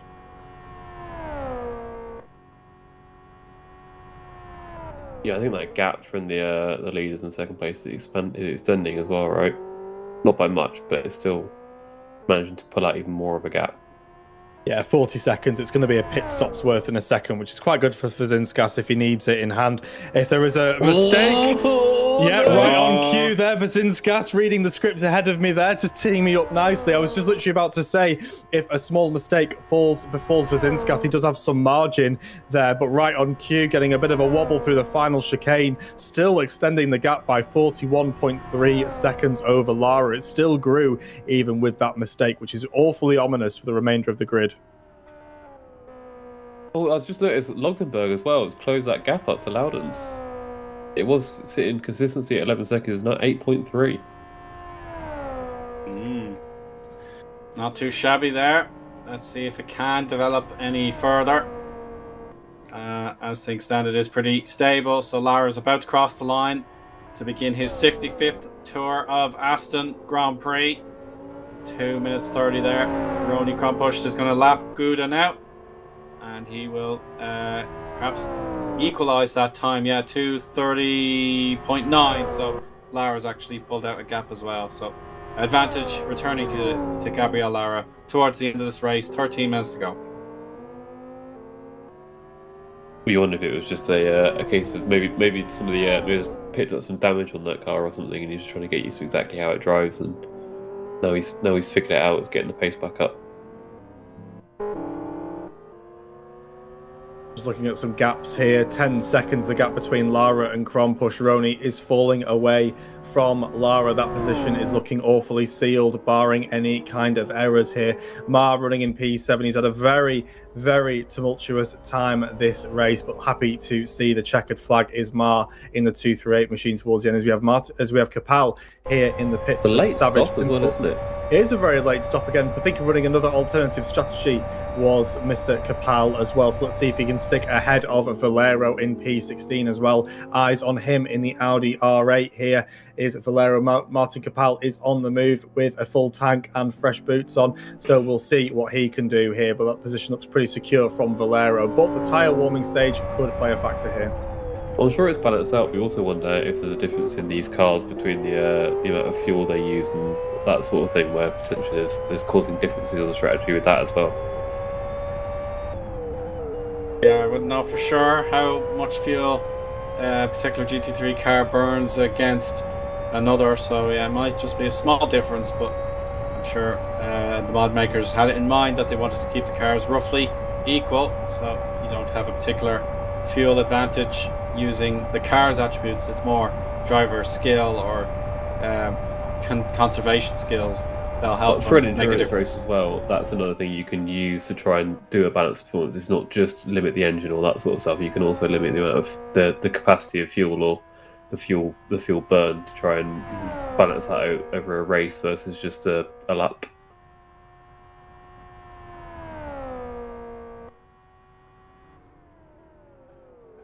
Zinskas here, 43 seconds. That gap is continuing to grow. He is absolutely locked in here, is Zinskas, and he is not backing off. The remaining 10 minutes on the clock for everyone here at New Dimension Racing at the LFS ES round number 4 here at Aston. Zinskas is still leading the way, taking the keys over from his teammate Matioitis with 45 minutes to go, and has just been absolutely perfect since he got in that car as well. Small wobble through the chicane last time around, but aside from that, he has been clinical, a surgical almost. But Zinskas here cruising Yes Motorsports towards another potential victory. But with 10 minutes to go, anything can happen, and we do have that V8 powering away of Lochtenberg in the GT3 car as well. Zinskas doesn't have to quite take the same level of risk that he may have had to do earlier in the race. He has margin to play with. Let's move our attention to Valero, because he's unwilling to allow Loudons through despite the blue flags, but he will take a high line. Oh, that's very, very dangerous to those the directional arrows boards. And Valero is going to take the corner. Oh, the tyres were inches away from contact there. And that was a deciding factor in this race. The fact that Loudons could avoid the tyre Valero at a high-speed section of the circuit. Well, I don't want to be that guy, eventually but back off. That was Valero, I think, is driving a Team America car, and Team America is currently in second place. I hope that's not happened. Conspiratorial, Adam, I have to say. The gap has now reduced. Yes. Adam, put the tinfoil down. We don't need to make another how of it. I mean, if I was his teammate, I'd do that. I mean, I wouldn't admit to it after I did it, but I'd definitely do it. It's alright, it's not like this is an international broadcast that goes out across the world. It's alright, I'm not good enough to drive, it's fine. I just talk about it. I'd sign you up, you're a good driver. Particularly with that attitude, I love that. We can use that. Well, I mean, conspiracy or not, it does seem to have worked regardless, and that gap has reduced again. So, yeah, Loudons now is going to have a decision whether he continues his sedate pace to maintain the gap, or if he starts pushing to pull that back out to 10 seconds. Yeah, it's not beyond the realms of possibility. Yes, I think we've had Stephen McDykel have a bit of a moment here as well. Touch and go, but everyone pointing in the right direction. I'm hearing there was light contact there between the two cars there. So heart and mouth stuff there for Martin, who's currently running E5 in category. Gouda will have to yield for Stephen as well. This is just a routine chance, I'm sure, for Martin to get this overtake. Yeah, Gouda's gone wide on the runoff, and then the final chicane, you'll hope, is the opportunity to just close the gap rather than get held up here. So the big white sausage curb there, and then the orange one coming up quickly, proving the Audi is pretty sturdy for Gouda now after his previous spin. And the McLaren of the number 6-7 is gonna hope he can breeze by, but it's not gonna happen. And a warning has been issued there for Valero for his conduct while the blue flags were being waved at him. So yeah, any more of that and you will get a penalty. I think it's worth it to help your teammate, but yeah. I think it's also interesting, I haven't been paying enough attention, but the gap for Bisset and Martin is now only 6.5 seconds. It was 4 seconds when they made that pit stop, but we saw Steve Martin have a very long stop. I don't know exactly how far he was when he rejoined the track, but it's now down to 6.5 seconds. Yeah, we've still got narratives developing here in the final minutes of the round number 4 here at Aston. We do have margins to play with here. Lochtenberg has got that gap down to just a touch over 6 seconds. It's very marginal here between Loudons and Lochtenberg. Is Loudons looking to bring this one home comfortably? Has he backed off slightly? It is brewing. This is Sinner brewing, closing up on Martin. My, this is so valuable for the highest possible amount of points you can take home with you in this 4th round of the 6-round championship. And Sinner may have felt he had to get a bit of luck to make up any more places, and he's within 1 second now of the reigning champion Stephen Martin. Well, and also, this would be a great moment if he can pull it off. Well, we did see these two have a kind of scrap early in the race, and it seemed like Steve Martin sort of let Sinner through because obviously it was early in the race. We've got 6 minutes left. That isn't happening. There's going to be some defensive driving coming out, I'm sure. Oh, you better believe it, Adam. Yeah, 100%. I agree with you.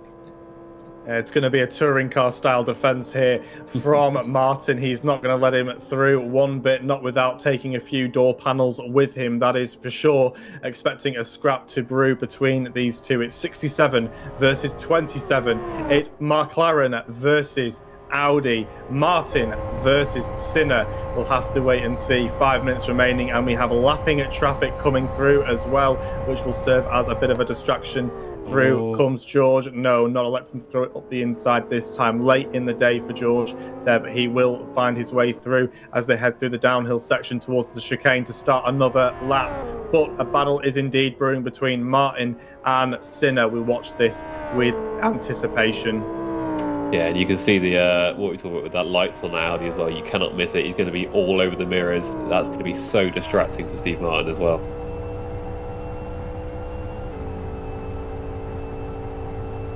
About 2 minutes 43 there for Sinner. Compare that with Steve in just a sec. Yeah, so Sinner was quicker by about half a second there. So a very impressive lap there from Hiwas. And the job for him now is just, can he get that slipstream on a critical part of the circuit? His first chance to do it will be out of turn 6. The very higgledy sort of hairpin complex there before we go onto the back straight to complete sector 2. So compare lap times again. 28.6 for Steve Martin in sector 1, 28.4 for Sinner. And now this is his best chance for this part of the lap, but he's going to just hug the apex a bit harder there, and any more slip-ups will definitely be open for an attack. So very, very strong running here for the Audi as the time ticks towards likely 2 racing laps to go. Martin's understeering. There it is. Yes, good spot. The pressure is building, the temperature is rising, and it is getting awfully warm in that cockpit of that McLaren. Martin is starting to crack a little bit as Sinner is really dialing up the pressure. We're hearing that the tyres are in a bit of a state as he's trying to drag this McLaren to the end of the race. You've got to be thinking here, Sinner is looking to be the hunter. Would you rather be the hunter or the hunted, gents? I was about to say that. It's so much easier being the hunter than it is being the huntee, because all you have to do is focus on exactly where they are and push as hard as you can. When you're the defensive driver, you've got to not only look at where you're going, but also where you've been to see if that makes sure that car isn't diving on the inside of you. So much harder. 6th place out of 7 in the P2 category is up for grabs as Baptiste Hueze, the French destroyer, as we just saw Vauclair enter the smaller gravel trap since Aston was reprofiled. But now Ma has to defend this position after a very, very challenging endurance race for the number 238. He has a chance to pick up his best result, ideally, if he can defend from the series organizer with likely 2 racing laps to go. But going back to our GT3s, this is Sinner's best chance. He perhaps has another 3 or 4 he could do, but no, it may just be a little bit too much to ask this time. But he'll try and try. 2 minutes on the clock as well. Yeah, it's all down to what Darius Rosinskas does. When does he kick in the final lap signal? But now Sinner has to decide for turn 3 or 4. Is it better just to be cautious? Yeah, turns 3 or 4. Can he line it up nicely? His first attempt will be up the gentle kink and then into the left-hand corner hairpin. Yes, he's really going for it now. Pick a side. Audi to the outside. Yeah, he's got neck and neck. So leader is on final lap. Jonathan Provost confirms. And braking later. It's the number 27. Oh! He's nailed the apex. What a brilliant overtake. What a drive. Well done. Well done. That was set up about 3 corners earlier, and that was really lovely stuff there from Sinner. But this is not over yet. Now Martin will have the draft and will have the ability to attack Sinner if he can regain that composure. Not all is lost here for Martin. A little bit of a gap is forming, but he will be able to get back on fight in terms as Vazinskas starts the final lap of the race. Yeah, Martin's going to have to stay right in that slipstream as long as he can, because the amount of grunt in that Audi is really impressive. You just need to stay in that slipstream, and obviously I'm presuming that McLaren's pretty quick in the corners. Splash and dash for Lochtenberg. He thinks he's not got enough to make it to the end. That's a surprising call. It's disappointing that he couldn't make it. Yeah, he's within 4 seconds of the race leader, but he's out of... he's almost out of fuel, so he had to play it very safe because Madigan is only at the turn 18, I think, at this stage. So he's guaranteed 2nd place if he can see the checkered flag, but that's a shame in terms of a spectacle for the race win in the GT3 class. But there you go. Alexis Loudons just has to back off and make it to the end, but we're almost here for Darius Rosinskas. Another learning point for Luxembourg, and another example of the calm head of Loudons to get that pit strategy right. Yeah, here.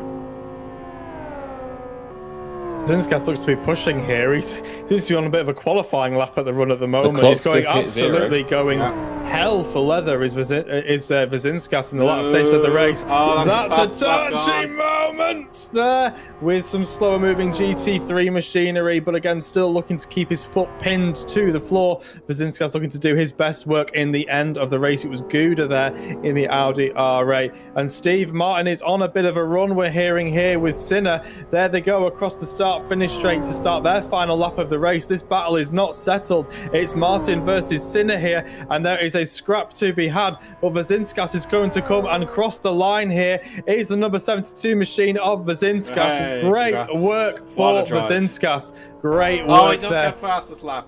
That was the purpose. Darius, the pole sitter, gets the fastest lap away from Saturn Esport right at the end. So congratulations, Carolus and Darius. Excellent work. I think he's beat his teammate's lap time by about, 0.015-ish, something like that. Bragging rights at the pub at the end of the day. Yes, great work there from them both. Lovely work there. And let's spare a word here for Lara and Gionatti, who've had such a great race. Both of them keeping Vazinskas and Matiotis very, very honest, but all sort of fell away from them in the latter third of the race. But they will come through to take a well-earned P2. And what could have been, barring that drive-through penalty, through he comes now. Lara to take P2 in the prototype category. Yeah, congratulations to Renesis. They are closing in on this championship in the LFS France Live for Speed Endurance Series. So congratulations there to the number 2 McLaren driver. And he has been almost unstoppable tonight. He qualified on the pole. But Lochtenberg, donuts there in the background there for Ronnie Krompusch for his P3. So very amusing conduct there from Ronnie. He crossed the line safely. And Rob Lochtenberg is the runner-up in GT3, putting some pride in the defending champion chassis of the BMW. Well, we did do an interview with Loudon after the first race that we covered, and he basically said this was the series he was putting all his focus into, and he was desperate to win the championship, and he's definitely shown his dedication so far. Yeah. Well, if any prototype teams looking to bolster their driver lineup, I'd be looking towards Loudon to try and get him in the seat, because he looks like a very, very safe pair of hands. I'd be interested to see what he can do against some of our front runners in the prototype category. But here we have Madigan here as well, running in the GUM garage car. We expect to be our 3rd place finisher here at the GT3 class. What a great run it has been for Mr. Madigan in and the 176 machine. Bisset has lost a lot of time, but it's not enough for Sinner to deny him. So well done, Cyril Bisset and P3. Well done to John Madigan and Donald Finnair for reaching 3rd place on the podium. On the back as well. But a very slow lap there for Bisset, losing 2 seconds. But Steve tried his best to finish P5 in class, but it just wasn't to be.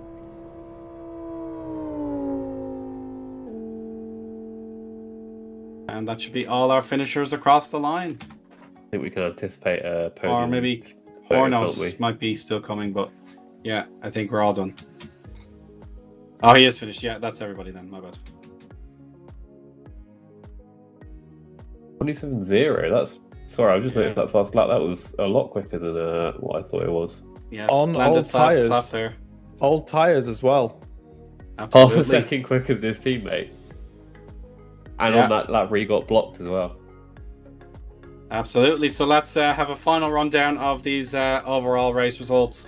It's victory for Yes Motorsports. Darius Rosinskas qualified on pole, and after the excellent work from Carlos Montegitas, he made sure he could just finish off the race as the winning driver pairing. So well done to them. Gabriel Lara has helped his team into P2 with Pedro Giannotti there in 2nd position. So well done to those guys for making it a competitive run in the Saturn Esport car. P3 for Ronnie Krompusch, who pushed himself to the absolute limit to maximize his result there. Well done to him. Then Slevy McDykel, then Alexis Georges, P5, with Baptiste Hueze and Ma getting the final points in Prototype 2. So well done for those 7 cars who made it to the finish. Class victory once again for Alexis Loudons in the Renesis number 2. He defeats John Madigan and Donald Finnair in the GUM Garage number 3 team. Rob Lochtenberg getting himself he was 2nd place. Lochtenberg 2nd ahead of Madigan and Finnair. Then Cyril Bisset 4th. Then Sinner in 5th for GT3. Stephen Martin, Roman Hornos, Martin Capal, Valero, Deja Vu, Gouda, and Vauclair all saw the finish line. But then Mark Hott as well, quite a ways down and plus 13, but he was able to see the finish. And our DNFs for today were Paulos Agostino in the race green, P2, Fry, Garcia, Rodriguez, and Ortiz. So there we go. Great effort from all our participants this fine evening on March 7th. It'll now cross over to March 8th for the French, other continental European viewers. But yeah, definitely lots of drama. So I'll start with you, Adam. How did you think that went? Unreal. I loved it. I mean, I'm glad that we didn't get too much intervention from the race directors, but they definitely intervened when they needed to. I think it made the strategy more interesting. I think it was great to see some people coming in early on that safety car, some people coming in right at the end. It was kept me gripped the whole time. It was brilliant. Kieran, how would you rank that as a spectacle? I thought particularly the first 2/3 of this story were particularly exciting. That battle between Lara, Giannatti, and Matiotis was amazing. I feel a little bit let down that we were robbed of that finale with the drive-through penalty for the Saturn Esports team, but again, it's all fuel for the next round. We've got some very quick drivers in the prototype category, and we'll see what they can do. But just really chuffed a bit to see Roni there in P3 as well. Great work for him, and obviously all eyes forward now to the next round. Great evening of racing. Thank you so much to the pair of you guys for the incisive commentary. You definitely stepped in very often, which is a fantastic sign that you're engaged and raring to see the action as it unfolds. So it'll be a month's break until the custom configuration of Long Beach, California is brought to the table after the clocks switch in a couple of weeks' time for ourselves. So yeah, we'll be going a little bit earlier in the time zone, but that's all no problem for us. We should be able to cope with that. And I think I just got a little tag in there. Carlos is asking, you want to try commenting both of us? So it might be a chance for a double interview if we are ready for interview segments. So yeah, bang on. So Carlos returns, but he's brought Darius Verzinskas with him. So hearty congratulations to both you guys. But Darius, let's talk to you with my first question, which is how did you prepare that fast lap at the end? You must have been really eager to get the clean sweep. Hello everyone. Well, it was, I did quite a bit risky because the first lap in the car, I just went wide on the last chicane, hit tires and moved my axis. My entire last stint I had instability in the car, so I had fun fighting that, but I really wanted to get, well, at least semi-decent lap in, so last lap was more risk and managed to get that. Wanted to get 26, but failed on that, but still at least fastest lap. Yeah, it was a bit funny. I was babying the car for 2 hours. In the last stint, I did some e-challenge practice because I was lifting and coasting, trying to save a lap. Just give a nice car to Darius, and on the first lap, he goes bam on the sausages. Tut, Darius. Can't be doing that now. But at least you got the win. Yeah, a bit mad at myself because my pace was just massively off because of that damage, but still was good. Slowly gaining on Lara and extending the gap, but still I wanted to get more out of the car. Yeah, the pace was off, but you still went half second quicker than your teammate at the end there, so I'm not quite sure how off that was. But my question was going to be about the pressure of jumping in that car with no warm up and knowing that you have no margin for error and mistakes because that is your last stop, and anything else you do is going to be an issue for the strategy there. Was that any kind of factor on you, or? To be honest, not really. I knew the car well because I built the setup mainly. Subis gave me feedback to make sure that car suits both of us. So just the plan was for like first 4 or 5 laps to take it easy and just get the speed in and have a bit less fuel, because I felt after the fuel went down below 80% I had a lot more confidence in the car. But I did the mistakes, needed to do a bunch of adjustments, but it was fine. I had a good time with traffic. Everyone compared from last round. Guys, amazing job. You're now a lot better with the traffic, so everyone that is listening from GT3 now, good job, great, continue with that, because compared to the last round, you're doing a lot better now. So thank you for that. Well, GT3 traffic always plays the X factor, and I just suppose the question there, you've seen a big improvement from that as well. How do you ensure those driving standards are kept going forward? Do you guys sort of self-police that? Do you review the incidents that happen, the close calls? Basically, we're noticing the drivers that are a bit sketchy, and we're just making sure that we're careful around them. If I see that car still on the server, I can possibly have heard a feedback or something that, man, please move less because we will overtake you. Just be predictable. This round, I don't really in the race have anyone to really complain. There was like 1-2 stations where a person I don't think fully saw me, but apart from that it was really clean and everyone was being quite careful and noticing that LMP2 is alongside you, so keeping the space in. That was good job from them. Yeah, I'll agree to that. As the traffic was nice this time. Yeah, I suppose my final question before I let you both go. Carlos, I'll direct it to you first if you want. So is Long Beach a circuit you enjoy in general, or is it one that you have to learn through the realm of LFS? I don't remember. I might just not remember the name, so I'll have to see the layout first. No problem. Darius, do you have any thoughts? If it was before the previous LFS version, I might possibly struggle more with it because it's still allowed and there's more narrow, slow sections. So on the mouse, it's more a struggle. But on this version, I'm struggling less on traction overall, so it should be fine. Just will need to again the crate setup that works for the race and should be fine for me. All right, well, that's great insight there from our Prototype 2 winners. So, Carlos Montejusis and Darius Rosinskas, thank you so much, and congratulations once again. Thank you. Thank you. So now the fantastique driver, the number 42 McLaren, is here now. So, Cyril Basset, that was a solid drive for you today. Just shy of the podium, though.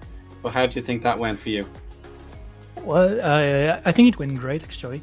I started P9 and went up all the way to P4, so really happy with the result. Although I was a bit sweaty at the end with Xibin and Highwatts catching up with me.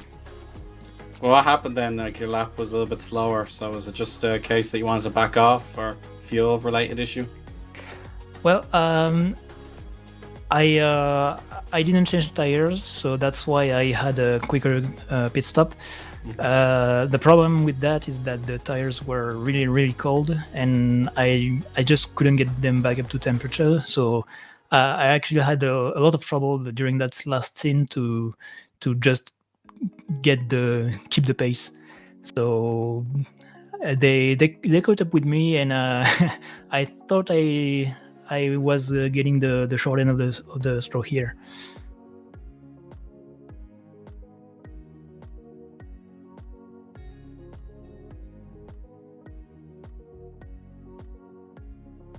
Yeah. I honestly can't think of another question. I think Eoin's covered it. So.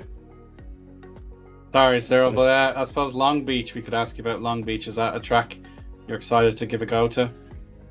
Yeah, sure. I ran on there last year already, and it's a really nice track. So really looking forward to it as well.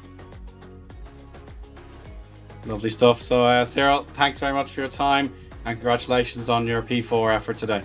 Thank you. See you next time. And Alexis Loudons, the GT3 class winner, has now joined us in for a chat. The number 2 Renesis McLaren. So, Alexis, congratulations. And it was a bit of a shame in the end that Rob had that small fuel-related issue. But how do you think you drove today?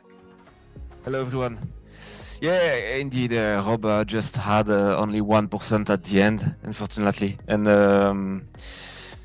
I think he had a strong pace, so maybe 1 hour more, and it was it was okay. It was the win for Rob, but yeah.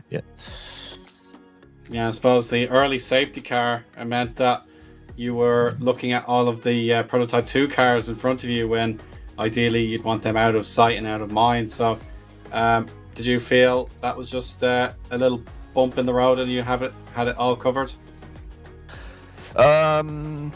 the second restart was pretty good for me. Mr. Madigan was very close, always during the first stint, so no time. I couldn't really relax myself in the first stint. Sorry. But yeah, overall it was a good race. But maybe a little bit lonely. But yeah, great race overall. Yeah, were there any fishy moments with any cars that either wanted to lap you or any cars that you had to lap? Sometimes a little bit of contact between GT3 class and the prototype class. Very small contact, but yeah, not so much problem. So yeah. I'm sorry for the interruption there. I was just saying we can transfer the question for Kieran next. So Kieran, do you have any questions there for Alexis? Yeah, hi there, Alexis. Obviously, great performance today. Dominant, in fact. I'd probably rate you as the sort of driver of the day. Just looked completely untouchable throughout it.